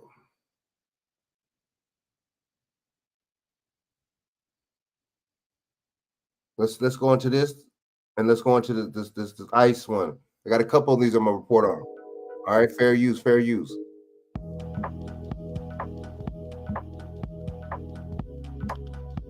Yeah, Tracy. Well, the city offers reward money of varying amounts depending on the type of crime someone submits a tip for. The only disclaimer provided is that the tip has to lead to the arrest and conviction of a suspect. But one family found that even when that happened, their call to police went unrewarded. We have identified Mr. Robert Davis. This is the same Philly police, though, right? The same Philadelphia police. That was just on conference right now, right? 19-year-old black male as the offender. When police announced last year that Robert Davis was the suspect in the murder of community activist Josh Kruger, Davis's family was devastated. It was heartbreaking. It was very heartbreaking. City officials reiterated the usual reward line during a news conference. As in every homicide investigation, there's a $20,000 reward for information that leads to the arrest and conviction of Mr. Davis. 2 weeks later, Davis, who was on the run, showed up to his family's home where he and his siblings lived. He randomly knocked on the door. That's when he came, and then he was, I would say, emotionally unstable or detached. Karan Davis says he called police in part because he was worried about his brother's well-being. I was like, I have the suspect that you have the reward for at my house. I'm his older brother, Karan Davis. He's here acting off. Could you come get him and detain him? Robert Davis was arrested in front of his home without incident. He eventually pleaded guilty to third-degree murder and was sentenced to 15 to 30 years in prison. Karan applied for the $20,000 crime reward. It was going to take a couple weeks for them to review the information, get everything set, and then I was going to get the money. Karan says the detective in the case approved the reward and sent it up the chain of command, where it was ultimately denied by Police Commissioner Kevin Bethel. She gave me a call basically telling me that they didn't approve it. And she said they didn't give her a reason why they didn't approve it. A high-ranking source in the police department tells us the denial was because Karan Davis's call to police didn't count as essential information as defined in the department's crime reward policy. PPD defines essential as information independent from that obtained or discovered by law enforcement, which is indispensable in establishing probable cause to... Oh, you gotta be hella snitching, man. Hella fire snitching, in other words. Oh, man, and plus, yeah, you know, he threw a dead body in the river, you know what I'm saying, in the Baltimore River the other day. You know what I'm saying? Guess what? Oh, man, he was a major leader of this gang, and like, they want you to be, man, these people, boy, that sound like a bunch of BS, man. To arrest and convict any person or persons for... Imagine you being your family, you turn... boy, I'll tell you. Homicide. Karan believes his call was essential to police. I didn't have to call them. I could have just let him came here, did his little episode. We do know that some crime rewards have been paid out. According to the city, between 2017 and August of 2023, these homicide cases resulted in 39 rewards for more than $500,000. No rewards have been paid out since then. Looking at Philly's budget, this that's not in the budget. We can't be paying these people out because these people are so greedy, man. Why are we paying taxes then? City proposed $20,000 for this fiscal year's crime reward fund. That's enough for one payout. For months, we have been requesting to speak with the police department about its crime rewards. Each time, the department declined. We tried asking Commissioner Kevin Bethel at a recent police event. The crime rewards under your administration. The what? Crime rewards. Oh, okay, now he want to. Oh, okay, now he can't. He's hard of hearing now. Okay. Damn, these people are playing, and these are supposed to be the people that's supposed to be protecting and serving you, boy. When you confront them head on, they want to act like they don't hear, literally like they don't hear you though. These people are so dishonest, man. I'm not doing that. He went on to say that his team would get back to us. Okay, because I've been trying for a couple of months. And I hear you, but everything don't resolve around you. Everything I know. I've been waiting for 2 months. Yeah, but you know what? No matter what, it doesn't. And so, and then you'll continue to wait. Okay, so you're not going to answer why you denied a crime award to Karan Davis? Ms. Vargas, you've been supplied a statement. I've been at this. Statement on I've been at this for quite some time, and I've never felt so disrespected. We still have not received a statement from the police department regarding Karan Davis's crime reward. Now, after that exchange with the police commissioner, we offered another opportunity for him or someone from the department to discuss crime rewards. They declined. As for Karan Davis, he would like to appeal the rejection. Coming up at 5:30, we look at the city's new appeal process for people who have been denied a crime reward.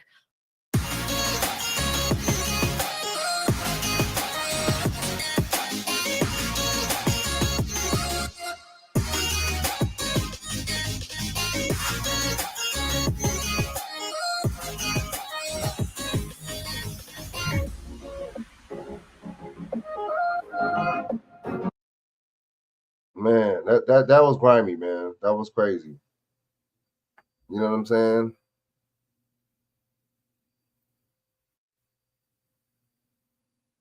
Let me play this. A Colorado apartment complex.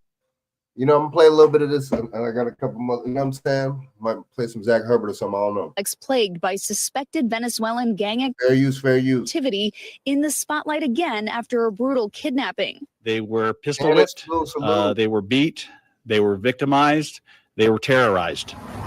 Police say on Monday night, more than a dozen people approached a man and a woman, forcing them into an empty apartment where they were held against their will, and the man was stabbed. The two victims were released by the assailants after they promised not to call police, authorities say. It appears that they are immigrants that came again with the Venezuelan community that was brought here. The fact that they stepped forward, I think it shows again the incredible amount of courage that they had. Police say 19 people were initially detained in connection to the attack.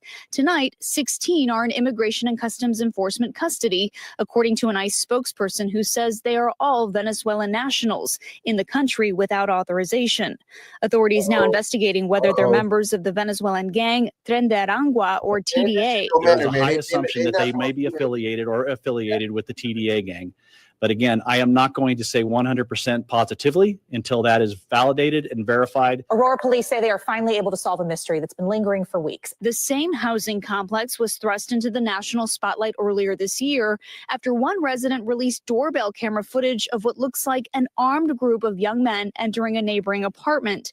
Some of the men in the video were later arrested in New York, according to ICE officials, saying they were members of TDA. The video helped spark a political firestorm. Thank you very much, everybody. Thank you. Then former President Donald Trump visiting the city, launching Operation Aurora, his plan for a mass criminal deportation effort. I will rescue Aurora and every town that has been invaded and conquered.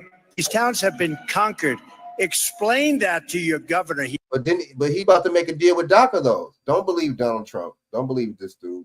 He's about to make a deal with DACA. So how is he talking about restoring anything? How is he talking about deportation? But he about to make a deal and let a gang of them stay here. So don't believe anything. Don't believe everything Donald Trump tell you, man. He doesn't have a clue. The mayor and police chief, while recognizing the city's broader gang problem, pushing back on claims by Trump and others that the city is overrun by gangs. It's not overrun without question. Aurora is still a very safe city. It is still a wonderful community that is incredibly diverse.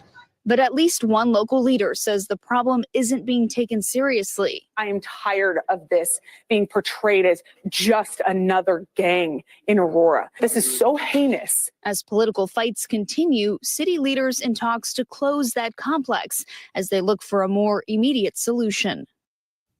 Valerie Casper joins us now. So, Valerie, Aurora has become a flashpoint in the immigration debate, but I know there's some disconnect between President-elect Trump and the mayor of Aurora. Yes, so his incoming border czar, Thomas Homan, he is calling on Aurora city leaders to embrace the plans for mass deportation, this so-called Operation Aurora, and he's hoping that they will actually help out federal authorities. The mayor of Aurora is Republican, but he says local law enforcement's hands are tied because of a state law. It does not give them the authority to provide that assistance to federal authorities. Okay, Valerie Casper, Valerie, thank you. Thanks for watching. Stay updated about breaking news and top stories. Sound like some more BS. Sound like some more excuses to me, man. Excuses. Hold up. Excuses, excuses. So it sound like to me, fair use, fair use. It sound like a bunch of excuses. Here we go once again with excuses, with the BS that the local government is giving to try to, you know what I'm saying, make it seem like, oh, we can't do nothing with the federal. Okay, you know, but see, the state government, you can do certain things, and you can withhold certain things if you want to. You know what I'm saying? You could tell them, nah, we're not doing it. You see what I'm saying? It don't matter if it's Republican or Democrat. The essence. Sounds like they're going with New the flow. developments tonight regarding the Straight up. large group of people who were detained after Aurora police say a couple was tortured at the Edge at Lowry apartment complex. And Immigration and Customs Enforcement confirming today that 16 of the 19 people in custody are Venezuelans without U.S. authorization and suspected of being gang members of Tren de Aragua. Vicente Arenas has the very latest for us. The new information we're learning today from ICE is that 16 of those people are being held at their detention facilities here in Aurora after being taken into custody yesterday at the Edge at Lowry apartment complex. The 16 people being held at these facilities were taken into custody as part of what ICE calls an enforcement operation yesterday. They were detained after a man and a woman said they had been held against their will, pistol whipped, and one of them had been stabbed. ICE now confirming the people they've detained are Venezuelan nationals in the United States illegally. The agency says it also believes the group has ties to TDA. Determining whether someone is a real TDA gang member can be difficult, says former DEA Venezuela attaché Wesley Tabor. You don't have tattoos. You don't have certain clothing. Now, some of the members may have tattoos of novelty, but as a whole in the organization, they don't do that. You need deep and concentrated intelligence into what and who these people are. APD said no arrests have been made so far. A big concern now for an estimated 200 people still living at the Wait, I thought you just said you raided ICE. So you detain people, but you don't arrest nobody? What's the point? So you just detain them for information, but you know they're illegal. See, there's a certain, I'm telling you, these people, they can't get no bond if they get arrested. Plus, they're under the United Nations. I'm telling you. Complex is where they will. Why you think a lot of them are going to New York? Will go next. What we really need is we need relocation support. Right now. No, we don't. We need to deport them out of here. You see how the rhetoric? Oh, we need relocation support. Man, get these people out of the country. That is that simple. You know what's funny? If you're a criminal, if you do something wrong, you're going to jail, right? And there's nobody saying, oh, we need rehab for the person that breaks into people's home. We need rehab for him. Hell no, go to jail. But see, we need relocation support for these people. Man, they're illegal, bro. They're here illegally. I don't know, man. You know other country illegally and do stuff illegally, and then these people talk about all these type of policies and all types of you know what I'm saying? Programs they got for you, man. You there illegally? It's the common denominator is you being illegally. Your ass got to go. That's simple. It ain't rocket science. Just because of where they've been, they are a target for hostility. You have a lot of families, hard workers, people in need of finding safe and dignified housing. Oh my God. How come they don't make? Why don't they make them getting deported and going back to the country? Why don't they make that an option? Why do they make it seem like that's not an option? That's what I don't get. I don't know, man. I just House Keys like Action this, Network Denver says some of those people. You know, you're Hispanic, whatever. I get it, but that's not. You shouldn't have to fit the bill. You know what I'm saying? It don't work like that. If a person runs out in a restaurant, you see what I'm saying? And if they don't catch the people that did it, the next people that are sitting at the sat at that same table aren't going to get charged for that same bill. Come on, man. How are we fitting the bill for people? How does that work? I don't know, man. I think that's crazy. You fitting the bill for people. That's crazy. That's all it is. Your taxpayer money is not even really going to where it's supposed to be going anyway, and it's going to. I don't know, man. We wild. We are wild for this. You know what I'm saying? I just think it's ridiculous, man. All right, so speaking of illegal or non-legal, your boy Elon Musk. See, this is another thing. Your boy Elon Musk is an immigrant. Elon Musk, you know what I'm saying? His family, his mom or dad were not from America, right? Neither one. You see what I'm saying? So what's up with that? So Trump talk about all this deportation and denaturalization and all that. Well, that goes for Elon Musk, right? Don't it? Let me share my screen real quick. Let me let you know what I'm talking about. Elon Musk, his parents, neither one of his parents were from America. 3 decades ago, when Elon Musk launched his career working illegally in the United States, the U.S. Immigration system did legal to pursue or punish people who violated the terms of student visas, immigration experts say. Why is that? Because it was white, or did they have money, or both? I don't know. Musk also violated terms of the student visas, placing him amongst the ranks of immigrants Trump targeted during his presidency. Wow. Trump also has proposed giving green cards to foreign students who graduate from U.S. colleges. Wow. So they got to graduate from, okay. But such policy would not have to help Musk during the period of legal employment, which appears to have begun in 1995. Musk didn't receive undergraduate degrees from the University of Pennsylvania until 1997, according to the University. Musk, who was born in South Africa, obtained a Canadian citizenship through his mother and naturalized American citizen, and is now working in the United States illegally. So now he's a naturalized citizen, right? He has said he had a J1 visa before landing specialized workers temporary visa called a H-1B. However, he has declined to answer the questions, but exactly how and when obtained the work visa last week. The Washington Post shed light on the question, reporting the Musk arrival in Palo Alto in 1995 to graduate degree program Stanford University, but never enrolled in courses. Wow. Instead, he launched the startup Zip2, the later sold for $300 million, leaving school left.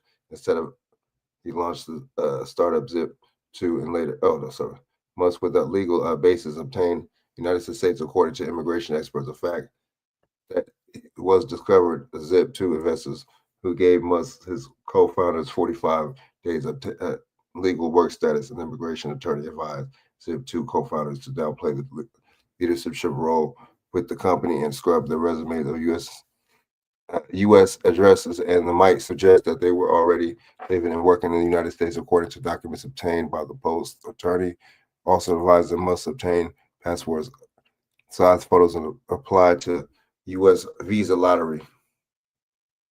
Musk has never publicly acknowledged his period legal status, considering only that he lived there for a time in the immigration gray area. That dude is full of it. Just lets you know that all these dudes, man, don't trust none of these dudes. Still, he would still be considered, he would still not be a citizen. You're a naturalized citizen, but your parents, so you're not even an anchor baby, though. You know, you got naturalized, but at the same time, your parents still aren't legal citizens. So what does that make Elon Musk? You know what I'm saying? And you was working here illegally in the country. See, that's why I don't all the Donald Trumps and the, what's the dude's name, Biden's and the Kamala Harris, all of them are just fronting. All of them are fake. This whole politics stuff is fake. These people are fake as hell. You got this dude in the cabinet, this damn dude was not even a citizen like that. Oh, I guess he's a naturalized citizen now. Well, I'll tell you.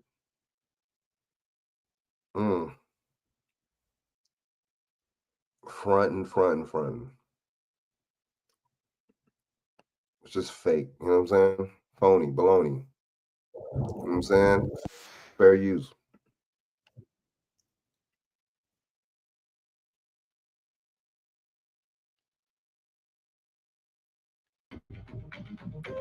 There is a bill to avert a government shutdown. It actually was released with just a few days left before, well, a deadline. Well, many lawmakers seem to be on board with the continuing resolution. Some are fuming over it.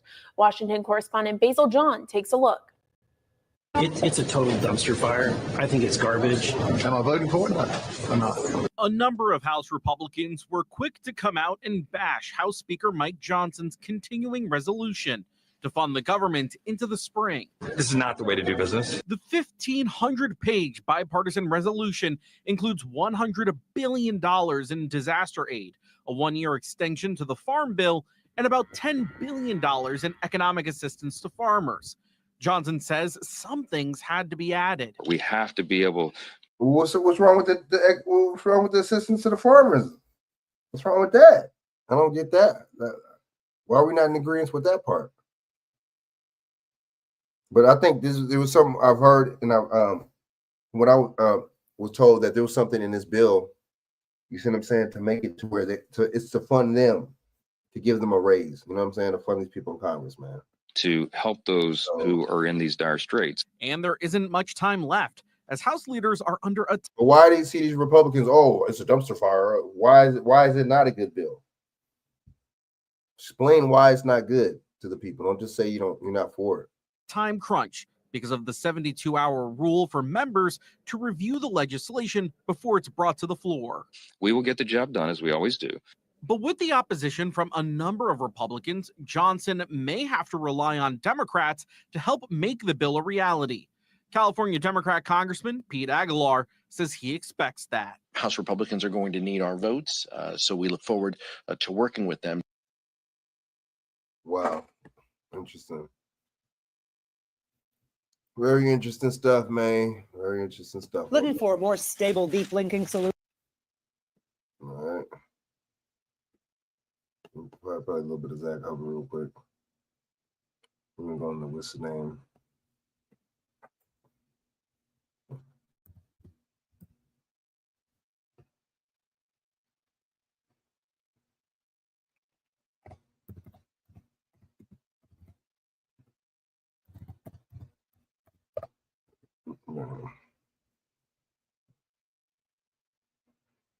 All right, hold up, y'all. Talk about this. Talk about this. Just talk about the shooter real quick. Fair use, Zach Hubbard. You know, excuse me. Fair use, 1976 under Copyright Act, Section 107. Allowance is made to record on this video for commentary and educational purposes. All right.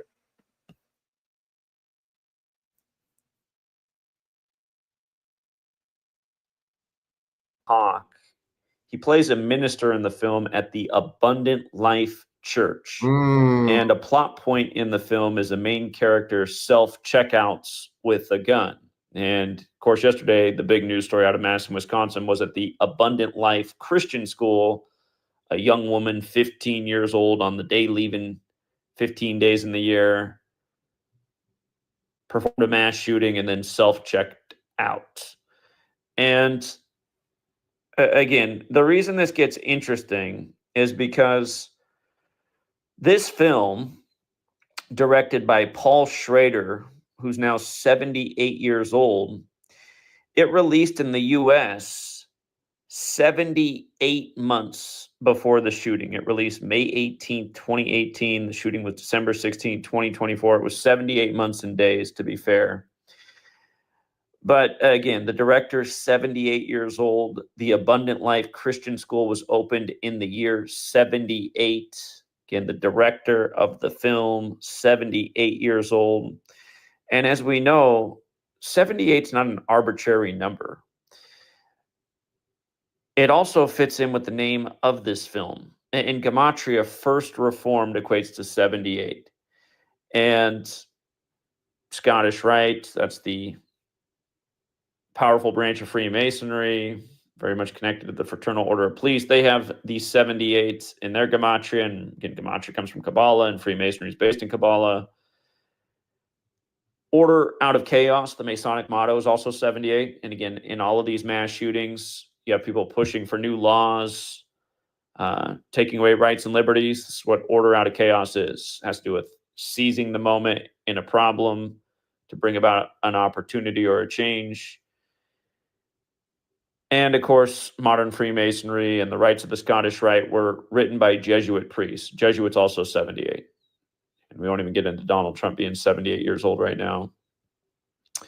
If you're new here, there are 4 base ciphers of the English language. The reverse alphabetic order. Well, the alphabetic order. Not a coincidence that Donald Trump is 48 too. I mean 78 too, right? Not a coincidence. For the reverse alphabetic order in both orders with numerology applied. Abundant Life Christian School does equate to 159, also like Scottish Rite, which is interesting. And yeah, you know, I mean, is this a coincidence? It seems pretty strange. And the same director did Taxi Driver. And if you've never seen Taxi Driver starring De Niro, it has to do with themes of plotting an assassination. So that's also interesting. And one other thing that I want to point out on the subject of, is it just a coincidence? As we talked about last night, this young woman had on the KMFDM t-shirt, and there's been many mass shootings connected to this German band that came out in the infamous year of 1984. But this trend started with the Columbine high school shooting.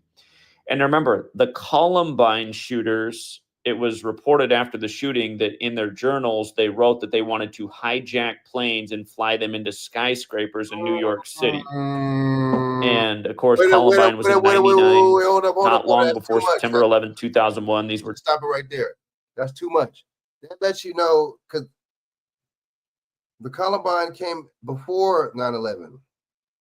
To let you know that something might have been orchestrated from the whole time. Why would they say that and then it happened? Why would the Columbine shooters say that? Were those people, were they agents? Were they crisis actors? Who were these Columbine shooters? Why would they say that and then it happened after that? It really does happen, supposedly, right? Very interesting stuff, man. That's a jewel right there. Two of the biggest news stories at the time that did help shape culture and the direction of things, the fear, the surveillance state, the loss of rights and liberties, more and more tracking. But look at this. Of course, this shooting. 47th president. Yesterday in Madison, this is the shooter right here. They said that she killed 2 days after Sandy Hook. And they're targeting the Second Amendment, thus 2. They even said a second grader is who called 911 in this shooting. That's another detail in the story. Come on, y'all don't think that's a coincidence? Not a coincidence or what?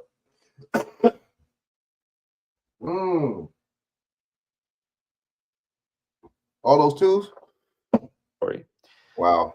But in light of the comparison to Sandy Hook, which happened on December 14th, and then it was the biggest mass shooting until Stoneman Douglas, where they said the majority of students were killed in room 1214, it's noteworthy that from September 11, 2001 to December 16th, the day of this Madison shooting, it was exactly a span of 1,214 weeks.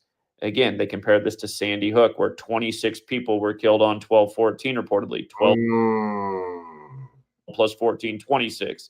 In Madison, they said 2 dead, 6 injured. And they did this on the 351st day of the leap year, when 351 is the 26th triangular number.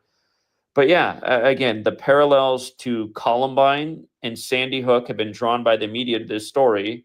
And again, the Columbine shooters, Eric Harris and Dylan Klebold. Dylan Klebold's birthday was September 11th. What are the odds of that? Your birthday be on September 11th. What are the odds of that? So this connection with that in 9/11. Didn't I just say that earlier before? If he were alive, he would have turned 20 years old on 9/11, 2001. But again, they started it. They were obsessed with that band, KMFDM, and they said there's been many copycat school shooters also obsessed with that band. Again, here's the latest. And again, as we pointed out, 1214 is interesting because if you spell out 1214 as words, it equals 187. If you write out December 14th as words, it equals 187, just like George Washington is 187. He died on that day in history next to a Jesuit priest. Formal title of the Jesuits is Society of Jesus, which is 187, which is a homicide code. So effectively 1214 codes into 187, this homicide code, this Jesuit code. And again, I mean, are all these things a coincidence? The majority of dead at Stoneman Douglas in room 1214, Sandy Hook. I mean, what do you think? Are these all just crazy connections, or is this more evidence of a very planned out plot, a script being used to coerce the American people to give up their rights and liberties, submit to the surveillance state, submit to the police state, submit? Exactly. Right. Yeah, to convince you to have you bow down. To giving up the Second Amendment along with the First Amendment, both things attacked very heavily, especially since Sandy Hook. I mean, you got the Posner family going after the First and Second Amendment. I lost my first YouTube channel over the Posner family and their collaboration with Google. I mean, to me, it looks like it's a Kabbalistic script being executed in predictive programming and movies becoming the news. I mean, that's... Me and Shaq was talking about that, right? That's been demonstrated 1,000 times. Is this another example? First Reformed. Says here, in this First Reformed movie, set at the Abundant Life Church, not to be confused with the Abundant Life School, Michael sends a text message asking Tuller to meet him in a local park. Tuller arrives to find Michael dead of a self-inflicted shotgun wound. And then they just say the shooter killed herself?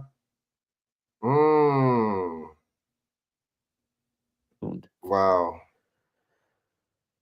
Come on, man. All right, we'll leave it there for now, True Seeker. Shout out to Zach And until Hubbard. next time. Salute to Zach Hubbard because that was wild right there, right? That was wild. I don't want to play too much of his stuff, but golly, boy, you can't get no, you know what I'm saying? There's no such thing as coincidence, man. Let's just be honest. I'm gonna play a little bit more. I'm about to get off here. Let this damn phone charge. So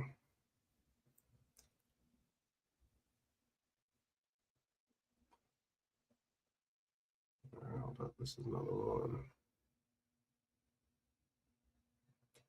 What's up with all these mass shootings, right? Mass shootings, ridiculous. You know what I mean? Ridiculous. See, there's no such. That's 3 of them. There's 3 of them in what, a matter of 4 days. There was the one in the one he was talking about in Wisconsin, and then the one in Baltimore. Now this one, wow. Fair use. Let's go. You know what? Damn. I'm gonna play this, and I'm gonna play the one in Wisconsin. I want to hear some more details about that. Let's go.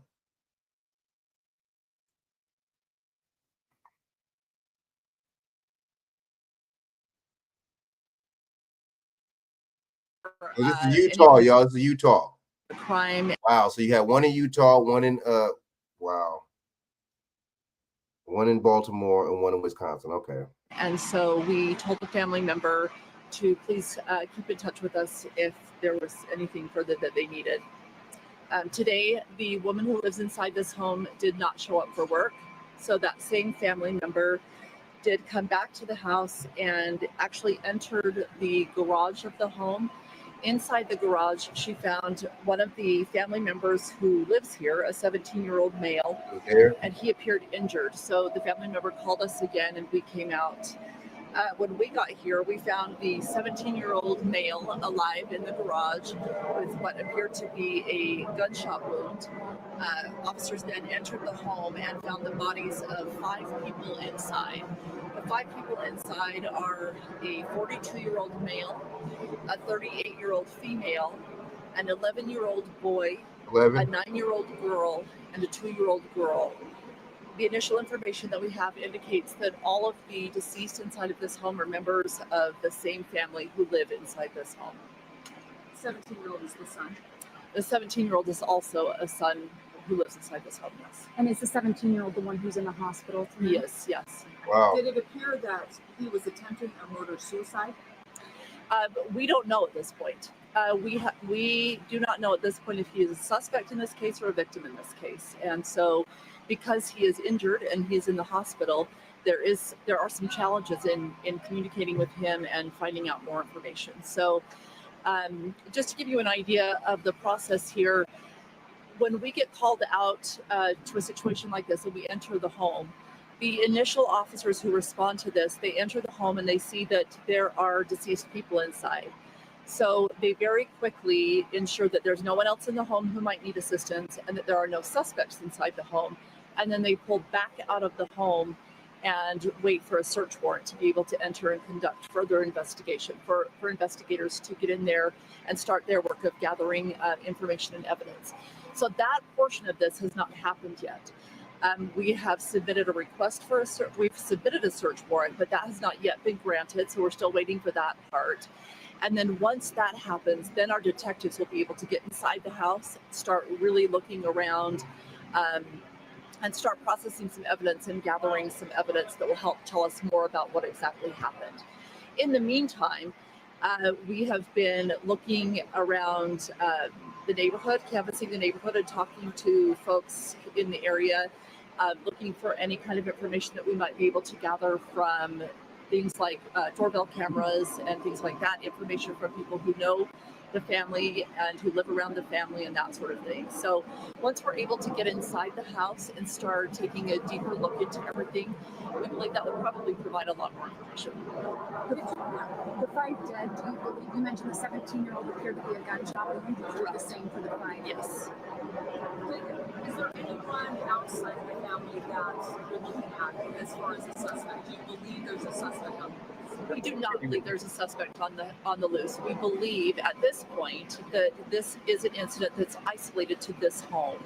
Now, that's the initial indication that we have, and like I say, once we get into that house, we're going to learn a lot more. So things could change very rapidly, but at this point, all indications tell us that this is something that is isolated to this home. So the timeline, so it had been a few days since anyone had been able to make contact with them. The 17-year-old, did it appear that his injuries were from a couple of days ago? That's information that I don't have at this point. Okay, and the extended family, do they have extended family that live around here? Yes, so it was a family member who had been looking for the woman who lives in the home. This family member has consistent contact with the woman who lives inside the home. That contact had dropped off, and that was concerning for her. As we know, adults, have the right to do what they want to do, and they don't have to communicate with their family members if they don't want to about it. So that's kind of a tricky balance in protecting people's rights to do what they want to do, but also, acknowledging the concerns of family members. So that's what brought us out here last night. But without any sort of evidence of a crime having been committed or without any sort of evidence of an emergent situation, then we just have to step back and see if there's anything further that comes up that we can act upon. So it was a family member who was concerned about her family member that actually prompted the look into the home in the first place. And what time did you guys get here today? Today, the call was, I think it was around 2:10 p.m. Okay, and how long does it take to process this tonight? When do you expect to get that search warrant? I don't know. I really don't have a timeline on when the search warrant might be approved and that might come in.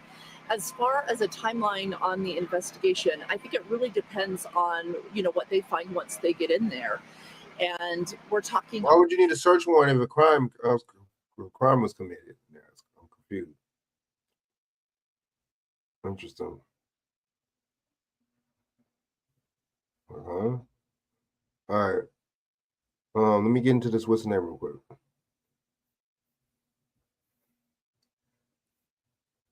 All right, this is it.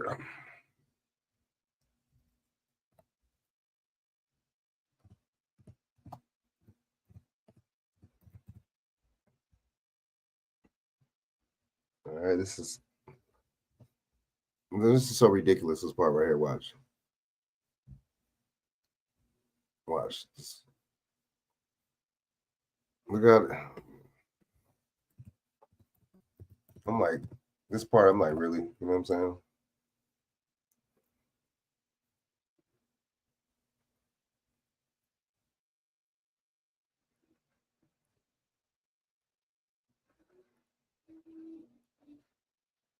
Alleged? Is it? Why they always say alleged? We're gonna get into this, and then I want to see interview the little girl. All right, let me play this real quick. Fair use.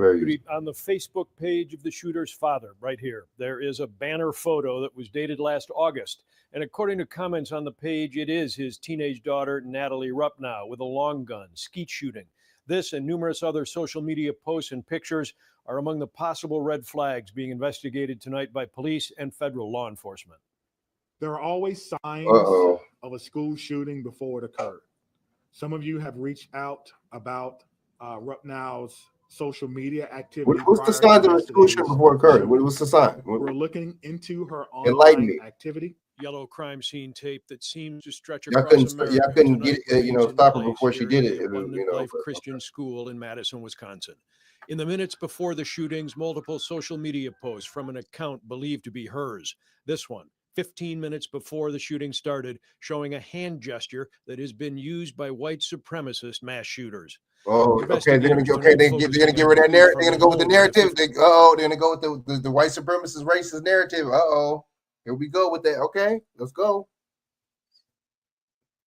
Here we go with that. 15-year-old shooter Let's lived see with what her they're doing. father. The front door ripped off by police evidence teams. Local police have now turned over the teen's electronic equipment to FBI techs, looking for a motive and whether friends or family members had knowledge that there was an attack plot or had been warned that violence was to happen yesterday.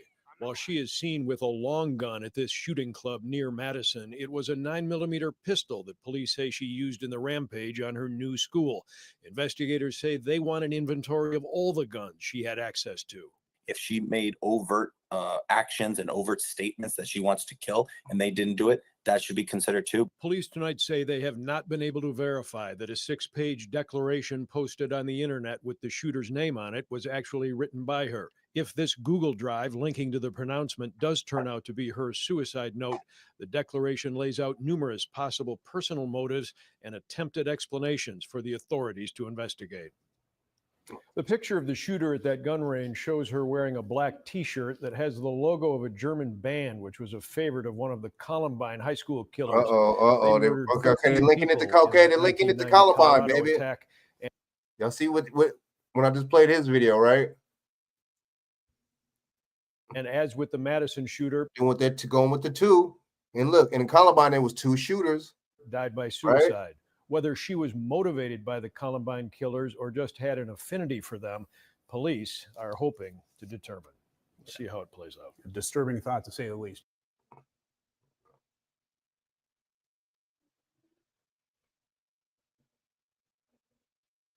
Uh-oh. We do have some breaking news to report to you. Now that we know that the Dane County Medical Examiner's Office there in Madison, Wisconsin, has identified the victims from this week's Christian school shooting there at Abundant Life Christian School. We have their names here. We also have some video from the scene just a couple of days ago. So we are learning who these individuals are. They also officially confirmed the name of the shooter as well. And so remember, this was 42, another 42. Here we go with that 42 again. a school substitute teacher and a student. Those were the two victims, and we're now learning who they are. 42-year-old Aaron West of DeForest. That number 2. And also 14-year-old Ruby Vergara of Madison. And then, of course, we know that they officially confirmed and identified the shooter as 15-year-old Natalie Rupnow. Now, West was a staff member at the school. Vergara was a freshman student, and they were both pronounced dead at the scene. Meanwhile, Rupnow has been identified as the suspected shooter. So why suspected? Suspected? That's interesting how they keep saying that, right? Suspected? Law enforcement did that in a press conference yesterday. Forensic autopsies, according to Fox 6 Milwaukee, confirmed West and Vergara died from homicidal firearm-related trauma. Now, the Madison Police Department said 6 others were injured in the shooting, and police are continuing to investigate. Remember, they're still working to determine a motive. Also, Chief Barnes there had said that the suspected shooter's parents were cooperating with law enforcement as they continue to work to find a motive. Remember, there is talk and speculation about some type of document of writings out there by the suspected shooter. Law enforcement has not corroborated some of that. Why is that? But you'll remember that the latest police press conference yesterday afternoon grew quite tense and quite heated after the mayor of Madison, Mayor Rhodes Conway, scolded and chided members of the media asking her questions about why these two victims here, their identities had not been released. She said it was going to be the prerogative of law enforcement officials. This coming just today from the Dane County Medical Examiner's Office. But yet they're interviewing kids on camera. Okay. Juveniles. Okay. Right. And Mayor Rhodes Conway told the media, asking about who these victims were, that it was none of y'all's business. But we now know who they are. And we send our condolences to their families and their friends as they work through this grief and trauma of losing their loved ones so senselessly at the shooting there at Abundant Life Christian School. 42-year-old Aaron West, a substitute teacher there, and freshman at the school, 14-year-old Ruby Vergara. Why So wouldn't wanted to make sure we got that in there. Remember, that was basically one of the major missing parts of this story. Why wouldn't they want to hold up? Why wouldn't they want to review her information?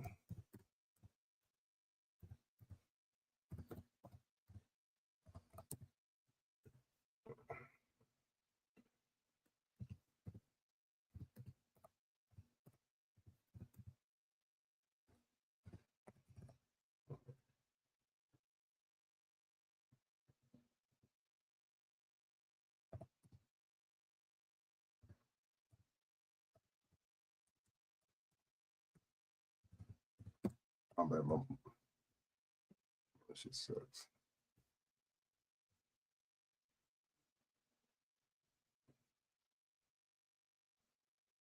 Damn it, there was. I'll play with some man. I ain't tripping. I'll play with some like truth. It's interesting. I don't know, man. I just think it's crazy, man. You know.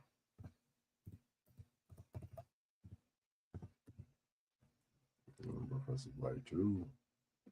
Every little petty thing she can think of. By the way, if you ever read an excerpt from Hitler's autobiography, Mein Kampf, you'll notice the exact same type of gripes. The times may change, but these people don't.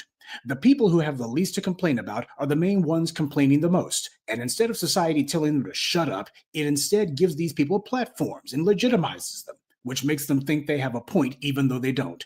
She also says that the human scum is color. Well, she's warming to her subject, I see.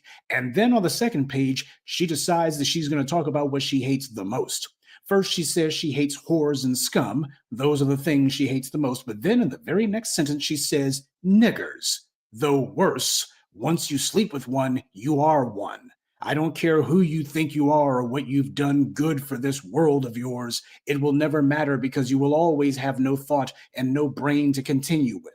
Now, doesn't that sound like every crackpot racialist pseudoscientific gibberish about black people and alleged lower IQs that you've ever heard? The same rambling, same avalanche of verbal vomit. There's no coherent thought being expressed here at all, and yet they claim it's black people who have no brain. This is why the online anti-black rhetoric that these websites freely allow to be posted is not harmless, and these websites know it. You can find every anti-black racist from Ben Shapiro to Charlie Kirk copying and pasting the same kind of sentiments as these mass shooters do. The only difference is instead of scaremongering about miscegenation alone, they'll say crime or culture, but it's the same spiel, and they spout it for the same reasons. Just last week, I was telling you about the racism from white high schoolers towards their black classmates, that the Columbine massacre was motivated by the white supremacist ideology that Klebold and Harris had engaged in, that their little gang, the Trenchcoat Mafia, had attacked a black student and menaced his siblings, and that on the day of the massacre, Klebold and Harris specifically sought out and killed that very same black student. In most of these mass murders, we consistently find some element of white supremacist, if not outright anti-black ideology from the killers. Yet the white media conveniently neglects to mention that connection, because they're not about to do anything that indicts the dominant society. This murderer Rupnow, like Klebold and Harris before her, also ran around in pseudo-paramilitary attire. Notice that she's on a gun range wearing brown cargo pants, similar to the kind that mercenary contractors wear. Klebold and Harris's little gang also wore combat boots and berets. This is meant to show a particular mindset that these little racists have, that they're at war. And given their open anti-black ideology, it's clear who they're at war with. But you also notice that this woman's wearing a shirt with the letters KMFDM on it. KMFDM is a multinational industrial rock band, whatever that means, from Hamburg, Germany. The KMFDM shirt that she liked to wear is also significant because the Columbine shooters were also fans of that band, and they wore the exact same shirts too. So she was modeling herself after them. These were her role models, because under white supremacy, their religion is one that worships power, but for them, power means one thing and one thing only: the ability to kill as much as you want without consequence or remorse. Under white supremacy, the more ruthless, the more racist, the more you're revered. And this obsession with idolizing those who carry out mass murders in the name of white privilege is not just a psychotic sickness that affects those at the top, the elites who like to have tons of money stacked up and they say that these were the murders that got them their billions, but it's also practiced all the way down to children. The artwork associated with this band often features guns and scenes of violence, so of course the white media ignores it because they're not black. But people like Rupnow and other disaffected and malignant youth idolize this stuff. The so-called artwork that these kinds of bands like is disturbing to look at because it doesn't look human. It looks like a satanic machine's interpretation of what humans look like. Now, to you and me, this is clearly deranged, but to a deranged mind, this is emotionally resonant with them. It's all about the feelings, and the feelings on display are anger, pain, lust, destruction, indifference to others. The images are abstract, sharp, dark, and hostile, which is how they feel. Art imitates life, which imitates art. But to the white supremacists, it's the art of war. From Columbine to this latest degenerate, we see so many of these mass murderers who are into that Nazi rock crap, and yet we've never seen anyone in white society or the white media going on some jihad to ban this stuff. But this is the same white society that has attacked and banned every single form of black music since jazz. Go back in the archives of this channel and you can find my prior videos about that. There's been bans put on things like rap music, of course, and silly Negroes trying to score brownie points with white society by attacking rappers. It's cowardly because white power, starting with the white media, will gladly give anyone attention and support if they attack black people for any reason. But not if you're going to criticize or attempt to curtail the activities of someone who's been classified as white. The white media doesn't support black people doing that. And it matters because black people don't have any power in this society. Not surprisingly, Rupnow idolized other mass murderers like Arda Kukuk Yatim, a Turkish neo-Nazi who carried out a mass attack earlier this year. Samantha referred to Kukuk Yatim as an ultimate saint and acknowledged him as a significant inspiration. Turkey is part of the European Union, even though the Turks are largely Muslim, and that being the case, they don't really qualify as white, certainly not in the Western European sense of the term, and yet you find that so much of this white supremacist ideology is right at I think it's white is a misnomer, so any of them people can classify as that.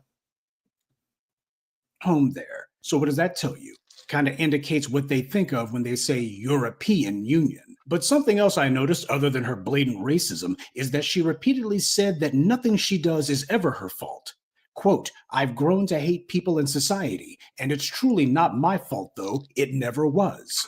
Or, "It's not even my fault, though. It's everyone else's. It has to be theirs and not mine." Now, where are the clowns from the white right at to lecture society about how people like this need to take responsibility for their actions and stop always blaming everyone else for everything that happens to them? This killer kid literally blamed the entire world. And no, she was not mentally ill. This was not an act of lunacy. It was an act of extreme entitlement. This was not someone who had lost control. This was someone who was determined to show that they were taking control of everyone else. Don't let the white media blur the lines and obliterate the difference. She's one thing about the media, though, they do, they do in these kind of situations, they do flip it and try to, flip it in different kind of angles, man, and try to have you sympathetic and empathetic towards the actual murderer or the actual shooter versus the victims, though. I noticed that. Or they want you to have the same amount of empathy for the shooter or the suspect as the victim. You see what I'm saying? She's been conditioned to be this way, conditioned by family and by society. She is truly a product of her environment. And that environment is white supremacy, which is basically synonymous with these mass shootings because white supremacy is synonymous with the suburban culture that produces these psychopaths. Of course, you have to notice she's wearing a Joker shirt. See, this is where life imitates art, though I put the word art in quotes. This is why it's a bad idea for the white media to be promoting the idea and images of serial killers and psychotics as being some sort of dark geniuses. But because the dominant society produces so much of them, they kind of have to do that. The reason the white media got pictures with her and her gun and all this, like, all right.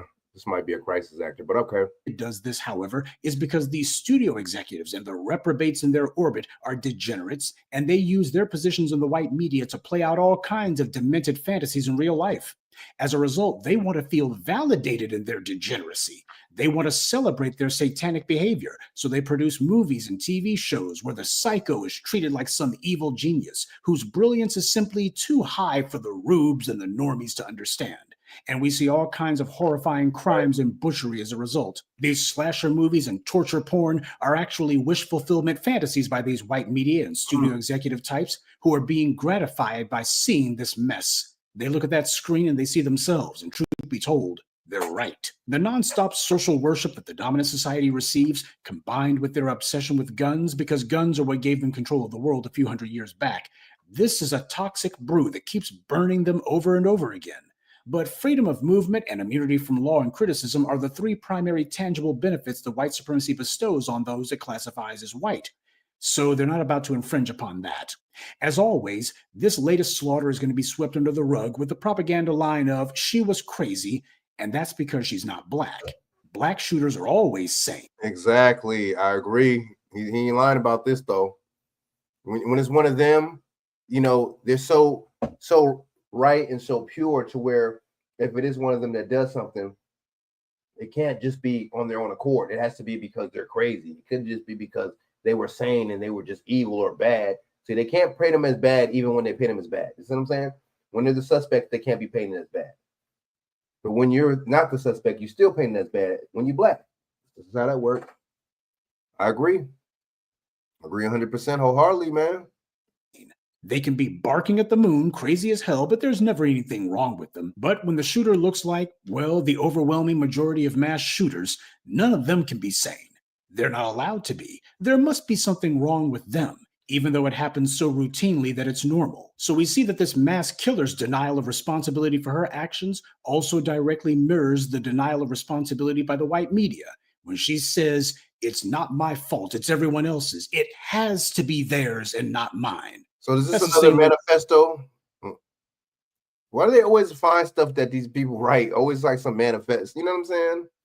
Why is it always the same old script? The white media denies reality with all these mass killers. They're not responsible for their behavior. It has to be mental illness. It has to be the fault of mental illness and not theirs. Because if they admit that there's nothing wrong with these psycho killers, then they would also have to look and say, gee, we got a pattern here that says this is normal. But normal, why? And why does the racism kick into gear after middle school with so many of these shooters? Because as Neely Fuller explained, around the time that white children become 13, that's when they hit puberty, and it's when their parents and those in their social circles begin making it very clear to them precisely what the rules of racism are, how every aspect of their lives is to be conducted based on it, and that they better adhere to that because that's what their position in life depends on. You see, that's the age when they stop tap dancing around the edges with them and just come straight up the middle with it. That's why this behavior becomes particularly virulent when they hit their teens, about the time that they're getting into the late middle school years. Will we see the white media racializing this? See anyone asking the white suburbs to explain why this keeps happening? Will we see white leaders holding marches and saying, we got to stop killing each other? Will we see the relentless pushing of that narrative? Or will it just be treated as a nameless, largely faceless tragedy that just fell out of the sky like an asteroid again? Well, we've been through this enough times to know exactly how this one's going to play out. And so, as usual, the country can go ahead and hold its breath until the next slaughter takes place at a school or somewhere else. Tragically, they won't have to wait long. Unfortunately, that's normal too. Good day, and be one. I'd like to take a moment to mention some of our contributors: Zachariah Williams, Tamara Williams, Farrell Taylor, Tyrone Lee. Check out Professor Black Truth. Check them out. You know what I'm saying? What do you see? All right, a planet man. surrounded by stars and asteroids and the wondrous Pizza. Whatever your vision. The accused killer of a CEO in Midtown Manhattan could be back in New York in just a matter of hours. And tonight, we've learned that when Luigi Mangione gets here, he's also expected to face federal charges. And if convicted, that could mean the death penalty. Eyewitness News reporter Kimberly Richardson is in Pennsylvania with details on what happens immediately after tomorrow I never heard of somebody getting the death penalty for only killing one person. morning's hearing. I never heard about that. Tonight, preparations are complete here outside Pennsylvania's Blair County Courthouse. In just a few hours, murder suspect Luigi Mangione will face a judge here and later Thursday, one in New York City. Not far away in Huntington, life behind bars in maximum security isolation inside this prison is worlds apart from Mangione's former day-to-day. But I'm ready to bring him back here and to make sure that justice is served to someone who had the audacity to gun down any New Yorker. I don't care what their title is. Just yesterday, the Ivy League graduate was indicted on charges including first and second degree murder with intent to terrorize. In the middle of Midtown, the beginning of a busy day, the intent was to sow terror. Authorities maintain December 4th, Mangione fatally shot United Healthcare CEO Brian Thompson outside of a hotel on West 54th Street. The suspect was arrested December 9th in Altoona, Pennsylvania. Initially choosing to fight extradition, Mangione's attorney has filed paperwork that will waive extradition. From here, Mangione will head straight back to New York City, where he will face a judge in Lower Manhattan. But the murder suspect will not be brought back by car. Authorities consider him a security risk, and so he will be transported by air. Outside the Blair County Courthouse, Kimberly Richardson, Channel 7, Eyewitness News. Hold up. Sorry about that. Let me play that back. Arise. In the middle of Midtown, the beginning. So let me play it back real quick. Sorry. Beginning of a busy day, the intent was to sow terror. Authorities maintain December 4th, Mangione fatally shot United Healthcare CEO Brian Thompson outside of a hotel on West 54th Street. The suspect was arrested December 9th in Altoona, Pennsylvania.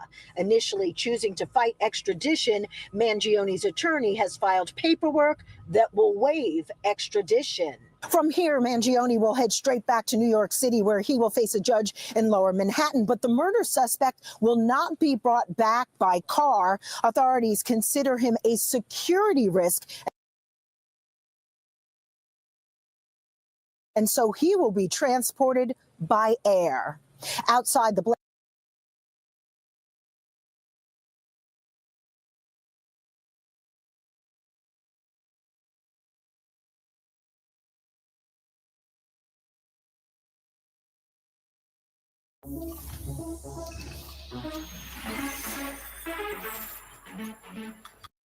Duncan Levin is a criminal defense attorney and former prosecutor in the Manhattan DA's office. So, Duncan, how does this charge of murder as an act of terrorism affect this overall prosecution? Well, it's something that they've brought because obviously the high profile nature of this murder, they feel like they can get some sort of conviction on this count. But the problem is they've taken a case where there's really overwhelming evidence of Mr. Mangione's guilt, and they've overcharged it and made it a case of terrorism. And to prove that, they're going to have to show that this murder was not primarily personal, but it was explicitly tied to some sort of broader ideological campaign that he was trying to intimidate or coerce a civilian population, try to influence. Look, let's cut to the small talk. That sounds like a bunch of BS. We already said that this dude didn't even have a problem with the health care. So this just sounds like a stage to me, man, to be honest with you. It just sounds like it's just like they got us running through a rat race. Government policy. The prosecutors now are going to have to prove that. Overcharging a case is obviously nothing new, and sometimes it's done to try to put pressure on somebody to take a plea, and sometimes it's done to have a jury convict on a lesser charge if that serious top one fails. But what the prosecutors have done now is they've taken a very straightforward murder case, and they've charged it as this very serious act of terrorism. And I think they're going to have a very difficult time proving that based on a very short, they call it a manifesto, but we're talking about 300 words on a piece of paper. And from that, they're trying to leverage that into a case where he would never be eligible for parole if he's convicted. So they've really they've charged it as seriously as they could, and calls into question whether this murder is different than a lot of the murders you see in New York City every day, because it involved a broad daylight shooting, because it involved a wealthy person, a CEO. There is a lot of public interest in the case, but I think they've taken a case now and they've made it a lot more difficult for them, where the evidence is really there on a second-degree murder case, which doesn't have this added element of terrorism. So where, as a defense attorney, do you begin to build your defense? Or do you think that this is a case where they might try to at least make a plea deal, although the question... How is it second-degree murder if you hunt somebody down? You wait by your car or their car, you hunt them down, you wait for them to go wherever. That's like assassination style, supposedly. How does it go from assassination style? See, that's how you know the media is full of it. It goes from assassination style, then it goes from not second-degree murder. How does that work? Did he hunt the guy down or did he not? And shoot him or did he not? I don't know, man. Remains whether the prosecutors would even go for that. Things, man. Yeah, it's really early to talk about a plea deal. He's still talking about extradition, but now there are two very serious problems with the prosecution's case, on a case where, from all that we can see, it should be a slam dunk. I mean, this is a defendant who was carrying the gun in his backpack. His face matches the video. He has a manifesto, as they call it, but written in his own writing, talking about the murder. This is not a whodunit. And the defense now has two areas where they can really push on if this case goes to trial. The first is, as I was saying, was whether a jury really can believe that this was an act of terrorism, because if not, that is an element of this first-degree murder charge. And if not, the prosecution is going to lose that count. But then even if you get to the second-degree murder, there's really a question about whether this was done under what they're calling in New York State extreme emotional disturbance. This is somebody who we understand was under enormous amounts of pain from a spinal injury. He had been through a spinal surgery, and he might have been on all sorts of drugs, psychological, that impacted his psychological well-being. And if from the defense perspective, they're going to try to establish that he was under emotional disturbance at the time of this murder, such that he lacked the ability to premeditate this murder, that this was not something that he had been thinking about for a long time. It was sort of more of a spur of the moment thing while he was under so much pain. Why are they talking about this dude like this dude? They give this dude so much empathy and sympathy. He's under so much pain and stress. Man, this dude, didn't y'all just say he waited and hunted the dude down and shot the shit and killed the dude? I'm confused. So was he under stress and pain and waiting to kill this dude or not? How are you going to get a second-degree murder if you waited and plotted to kill somebody? That was it. I mean, it's intent if you plan it. Am I right or no? If you plan something, is that not intent? You know what I'm saying? Or no?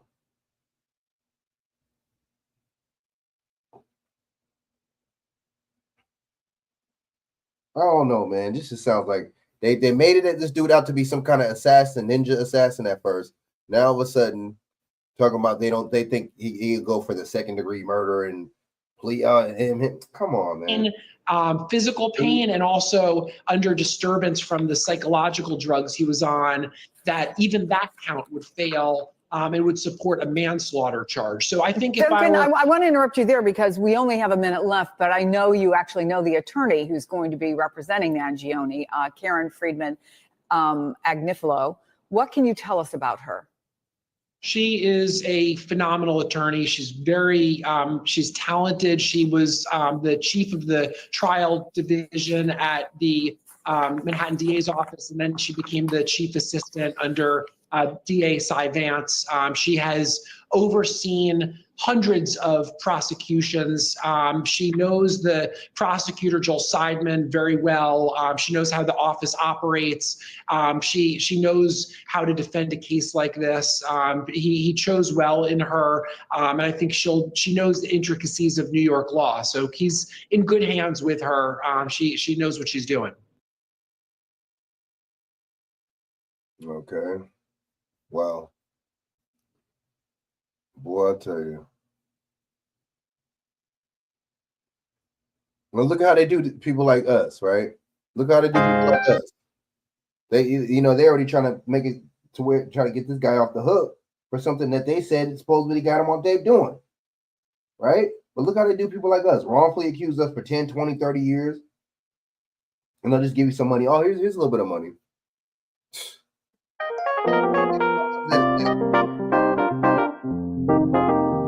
All those decades was gone just like that.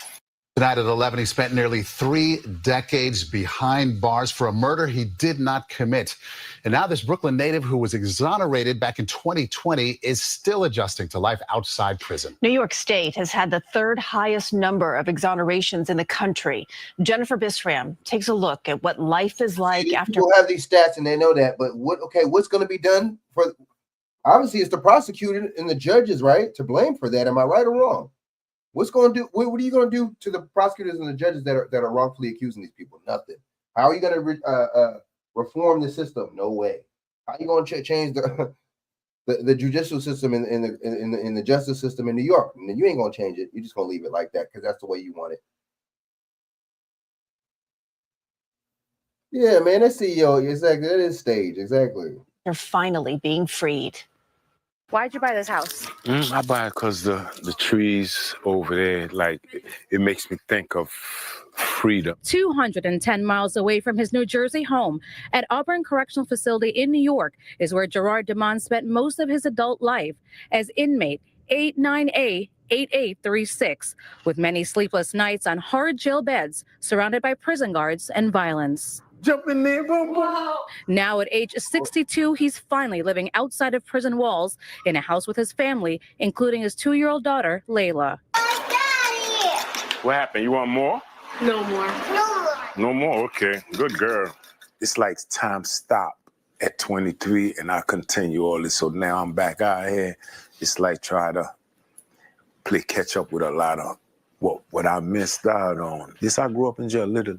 All those decades was gone, just like that. He was convicted for a 1987 murder in Brooklyn. In 2020, he was exonerated by the Brooklyn DA's office after they say key information was withheld from the case. When this murder happened, you weren't. See, nothing. What's going to happen? Okay, is anything going to happen to the people that withheld that evidence? Nope. Ain't nothing going to happen to the same people that see. I mean, that's a good story. I'm glad he got out. I'm glad the brother got his life restored, you know what I'm saying, and everything, and exonerated. But what's the point of reporting these stories if nothing happened to the people that did this to these people? If the same justice system is going to be the same, if nothing's going to change, like we report on this and it's going to be the same old, you can tell that this is intentional. This is what they want for Black people. Because the report on nothing changed. Oh well, like this gets old, man. It gets old. Black people getting shot and killed and killed gets old. You know what I'm saying? Black people getting sent for prison for years for crimes they didn't commit. That gets old. This shit gets old. I'm sorry, man. Even in New York City? At all. You just I was not in New York City at all. Where were you? In Dannasville, Georgia, with my girlfriend at the time. What was going through your mind? This can't be happening to me. Why am I going to prison for something I didn't do? And I was like, damn, how many other people probably going through this? How many, Black men from my hood? According to the National Registry of Exonerations, New York has had 347 exonerations since 1989, 157 alone here in New York City between 2014 and 2022. Brooklyn, where Damon is from, has had the most in New York City, 40 since its conviction review unit was created in 2014.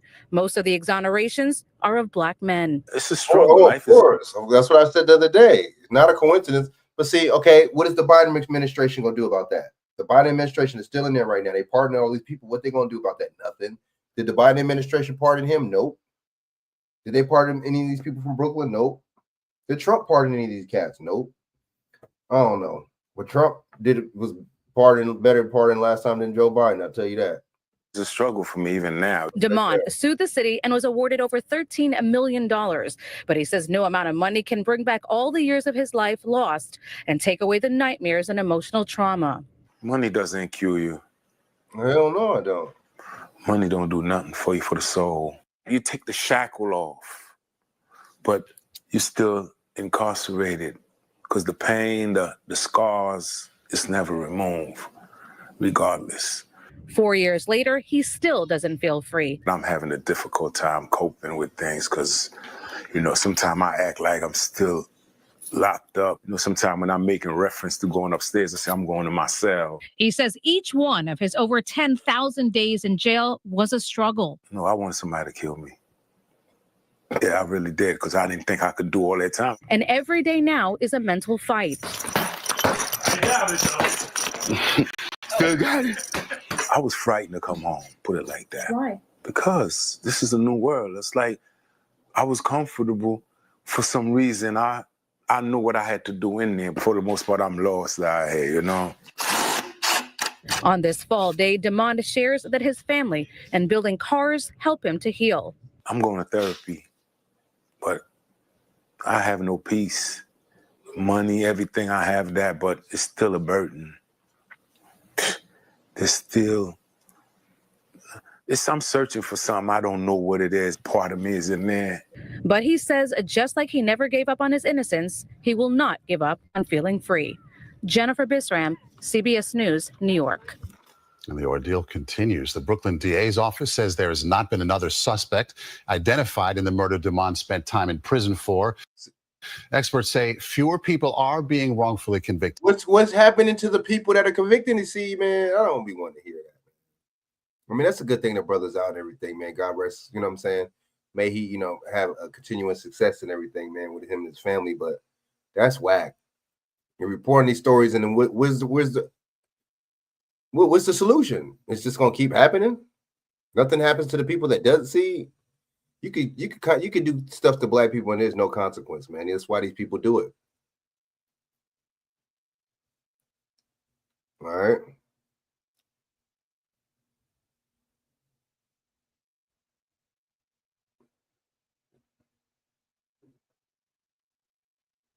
Fair use, fair use. All right, let's get into this.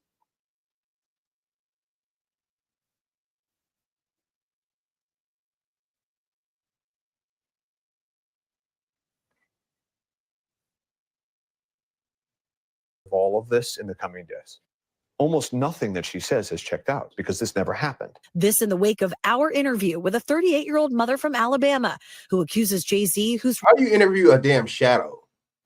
You're not even showing the person that, see, under the Sixth Amendment, you have the right to know who your accuser is under the Sixth Amendment. See, a lot of people don't know that.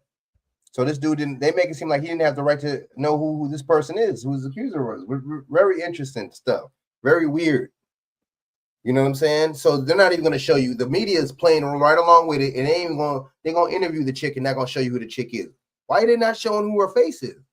You want money and you try to sue, you want millions of dollars, but you don't want to show who your face is? Show your face? Come on, man. real name is Sean Carter, and Sean Diddy Combs of raping her when she was 13 years old. She asked us not to reveal her identity. What made you want to come forward? Because I think that I've been quiet long enough. She says that she might have some facts wrong, but that she says the incident happened. What do you say? I might have some facts wrong. And you even admit it. Come out and admit it. You got facts wrong because you're lying. Say to that? Anybody, when they make up a claim, they can just keep repeating it and getting it right. But you never get the details right. And what happened during her interview with you is that the story began to unravel. On the night of the MTV. And then come on, you lying on your dad. Your dad even said what you said wasn't true. 5 hours? So somebody drove you there 5 hours. And the person that happened to drive you there 5 hours happened to be dead. And then another person that drove you there 5 hours back was your dad. He said he didn't even remember. Wow. TV Video Music Awards in 2000, she says Combs's limo driver took her to an after party. There, she says she spoke to musician Benji Madden and his brother. They was on tour. To Benji Madden about his tattoo. That's the Last Supper. In a statement to NBC News, a representative for the Maddens confirmed they did not attend the 2000 VMAs and that they were on tour in the Midwest at that time. At the after party, she says she had a drink that made her feel woozy. Then she says Combs and Carter both raped her. She says she ran to a gas station where she called her father, who picked her up. We rode home in silence. He didn't ask me what happened. In an interview with NBC, how would he even know what happened? We rode in silence. He didn't ask me what happened. How would he know anything happened if you didn't tell him nothing happened? What? So he subconsciously, like, is he a psyche to where he knew something happened to you? Wow. This chick don't even make no sense. News, her father said he could not corroborate her story. I feel like I would remember that, and I don't, he said. The woman revealed to us that she has autism and previously suffered a head injury. In a follow-up phone interview, we asked her about the contradictions, and she said that she stands by her statements. This woman is standing. That's what about the contradictions? I stand by my statements. Is that answering the question? By her story. It happened over 20 years ago. Maybe her memory is hazy. Maybe her father doesn't remember that night. Oh my God. Look at the media. No, she's doubled down on certain of these details. She says, I'm positive. She points out the tattoo. She talks about the tattoo in vivid detail. Turns out that's completely false. And the father is supposed to be picking her up. 10-hour drive, round trip to pick her up in the middle of the night. Has no memory of that. No one has come forward about this in nearly a quarter of a century, and that's because this never happened. Spyro said he's not only seeking justice for Jay-Z, he says that he also wants to expose the accuser's attorney, Tony Busby. He takes away the voices from real victims and he causes real harm. If this lawyer has any sense, he's going to dismiss this claim. I don't know whether he has any sense. Busby, who has filed more than 20 lawsuits against Combs, told NBC News that he is 20. What's really going on? Why does this man? Why would you? So you filing 20 lawsuits against the same person? What do you really got against this person, man? And where's the proof of any of these lawsuits? Where's these people? Where are the people? Where the phone records? Where the phone calls? Where's the video? Continuing to vet the accuser's claims, and that she has agreed to undergo a polygraph this week. A representative for Combs called the suit a shameless money grab. Since your attorneys refiled the lawsuit against Combs naming Jay-Z, he has come out with a very long statement saying that this is completely not true and that this is all about trying to get money from him. What do you say about that? I haven't asked for a dime from him. If you're coming out with a lawsuit, isn't that asking for money? A lawsuit is asking for money. Is that right or wrong? This chick don't make no sense.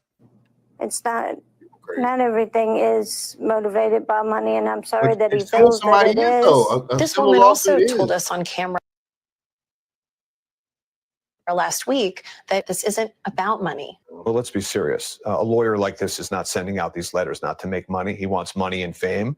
He doesn't care about truth and justice. And that's what's going on here. Chloe Malas joins us in studio. So, Chloe, explain this to me. The attorney for the plaintiffs, Tony Busby, right? He is sticking by his client, even though you've been able to report these inconsistencies and they are now out there in the public. So how does that make him look? What kind of credibility do you think he got? You sticking by somebody that got holes in their story and is not consistent. How does that make you look? Yes, and because of our exclusive report here on Top Story, he's actually going to have Jane Doe do a polygraph test. He says he hasn't done it yet, but that they are going to be doing it this week. He also said in a statement to us moments ago that their conduct throughout all of this has been beyond reproach and will continue to be, even though that's not what you're hearing Alex Spyro, Jay-Z's attorney, what he's saying. Also, I just want to show you Jay-Z's team created a timeline. Obviously, they are, even though this took place allegedly 24 years ago, right? They are saying that there is just no way that he could have been at the VMAs. He's on camera there until the end of the VMAs, which ended right after 11, and that there are photographs of him at the Lotus Club in Manhattan, and they say he was there till 3 a.m. and then he went to the music studio. So again, they are adamant that he was not at that party. He was not at any sort of after party. I do want to ask you this. What is Jay-Z's sort of legal team strategy in describing the relationship between Diddy and Jay-Z? Because there are a ton of photos of them over the years, obviously before these allegations came out. And this civil suit, Tom, originally just named Combs, and then it was amended last weekend to include Jay-Z. What Alex Spiro said to me today is that although publicly Jay-Z supported Diddy, they were not best friends. They were not as close as you thought that they were. So in terms of knowledge of what went on allegedly at these white parties and what took place allegedly in these civil suits and the criminal charge. Interesting. All right, so shout out to them. That video, I'm about to get off here. Hold up, one more video.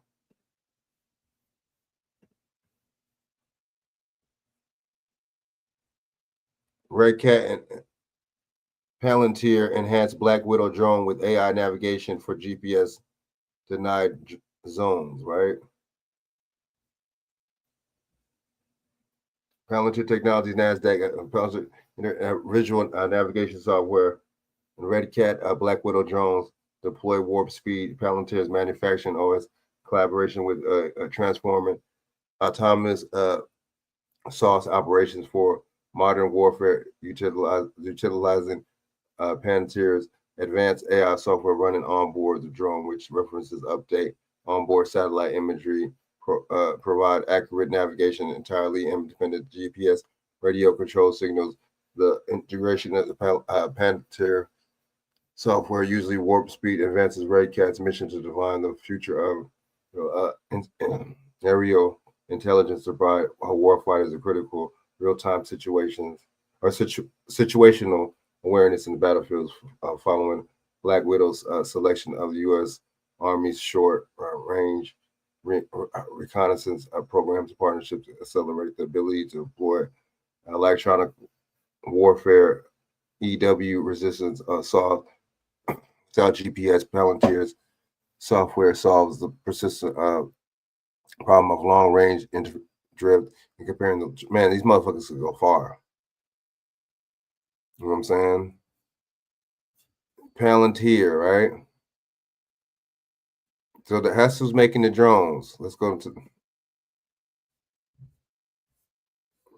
know what I'm saying? These people are the ones making the drones, man. These people are the ones making. You're talking about this drone stuff, right? These are the ones that are making it, man. You know?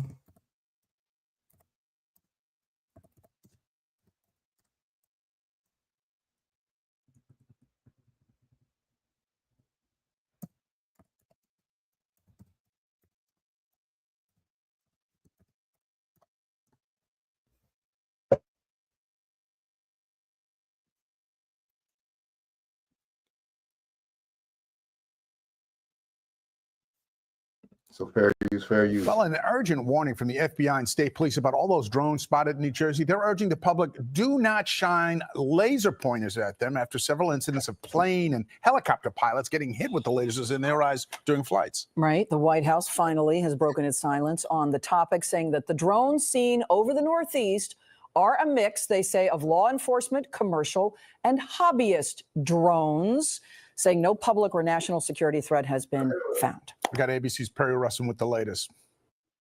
The White House today working to calm concern over the reported drones hovering over the Northeast. There's no national security threat we're seeing at this time and no threat to public safety. ABC News cannot confirm what these videos show.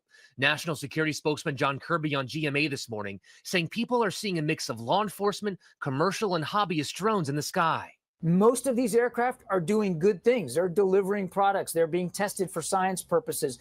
They're conducting law enforcement missions. Drones have been reported in at least 7 states in the Northeast. Federal sources tell ABC News they're deploying infrared cameras and drone detection technology to ensure those flying over New York and New Jersey are not a threat. Thousands upon thousands fly in our skies legally and lawfully every single day, doing all kinds of good things for the public good. And the Northeast Corridor is one of the busiest. President-elect Trump demanding more government transparency. I think they'd be better off saying what it is our military knows and our president knows. And for some reason, they want to keep people in suspense. The FBI says it's concerned after seeing an increase of pilots being hit in the eyes with lasers after people on the ground think they see a drone. Investigators say do not aim lasers at suspected drones. We are also concerned people will take matters into their own hands and fire a weapon at an aircraft. Drones have also been reported near Trump's estate in Bedminster, New Jersey. John Kirby says that area is restricted airspace, and they are confident in their ability to keep that airspace safe and secure. Perry Russell, ABC News, Washington.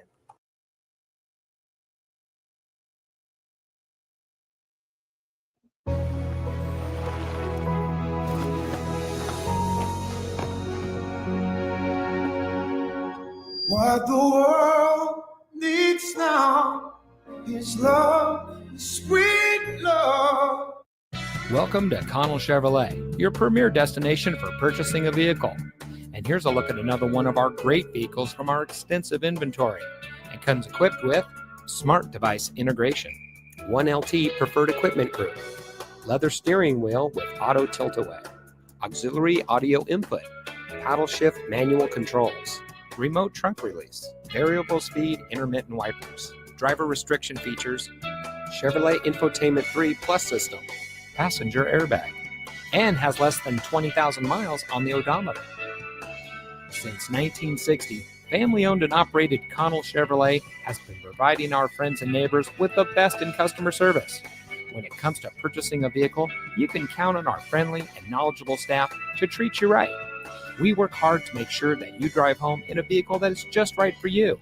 And with hundreds of reviews giving us a 4.5 star rating, we think we're doing just that.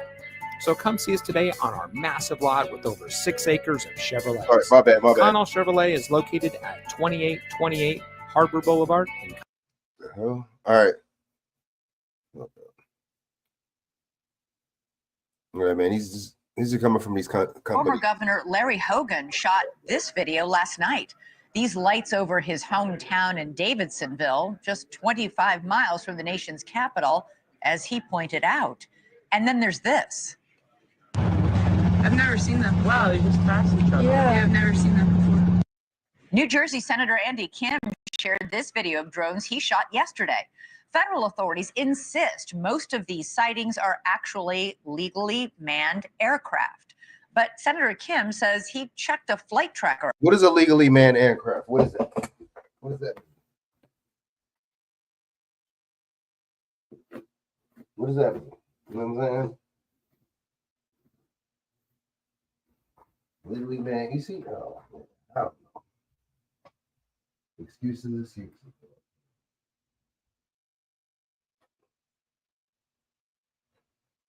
All right.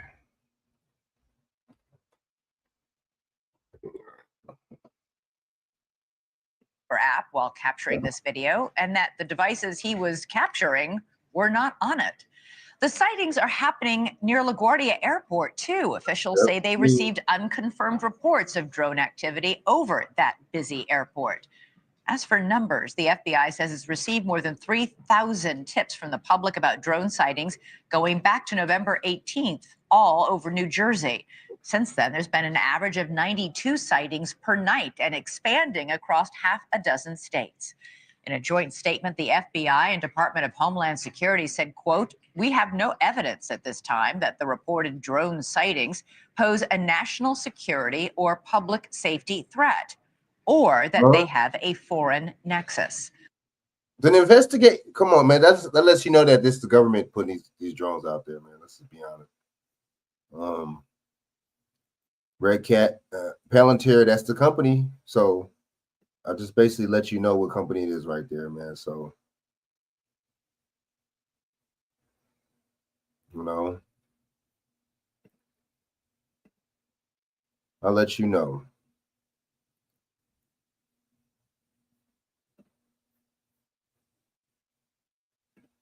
Lawmakers, however, aren't buying it and are pushing for answers and action. Senate Majority Leader Chuck Schumer and 2 other senators wrote a letter calling for a briefing with the FBI and Homeland Security. Well, in Connecticut, Senator Richard Blumenthal says the devices should be shot down if they can't be identified. And we've learned that House Speaker Mike Johnson did get a federal briefing on the sightings, as have Senate staffers in a few select offices. But other than that, there's been very little transparency. So what's going on? Is this some contagious mass hysteria? Or are people really seeing something that our government cannot identify? Our own Rich McHugh went out drone hunting in New Jersey. He did not come back empty-handed. Rich, tell us what you saw. Man, this the media. The media is all in. That's why they laughing and smiling and giggling. They know this is all BS. They know that the government is in on this, man. Hi, Elizabeth. Well, I got to be honest here. You know, when this story first came out a few weeks ago, as a resident of New Jersey, as a journalist, I didn't pay it much credence. I thought it would turn out to be a bunch of pranksters and this would all be over by now. The experience I had last night, however, changed the way I feel about this story completely. What I saw was more sophisticated than I ever imagined. Take a look. 1, 2, 3, 4, 5, at least 5 lights, 6 lights. I didn't believe what I was seeing. Like a plane, What was I seeing? We're here in central Jersey. We've been looking for the past hour. I think we've seen about 40 or 50 of these drones. In fact, there's one over my shoulder right there. One after another, these drones appeared in the night sky. If you look real close, they look like fixed-wing aircraft, about 8 to 10 feet wide, colorful, white blinking lights. That is not a plane. Definitely not an airplane, but what was it? Hours earlier, I was invited to join the Ocean County Sheriff Department. They launched their own drones to see if they could intercept the mysterious aircraft New Jersey residents have been reporting in recent weeks. The department says these mystery drones evade detection because they don't give off heat like regular drones. Why do you think that is? We don't know. It's just something that we haven't, it's not something that we've had our hands on. It's not something that we've experienced. Something they hadn't experienced until now.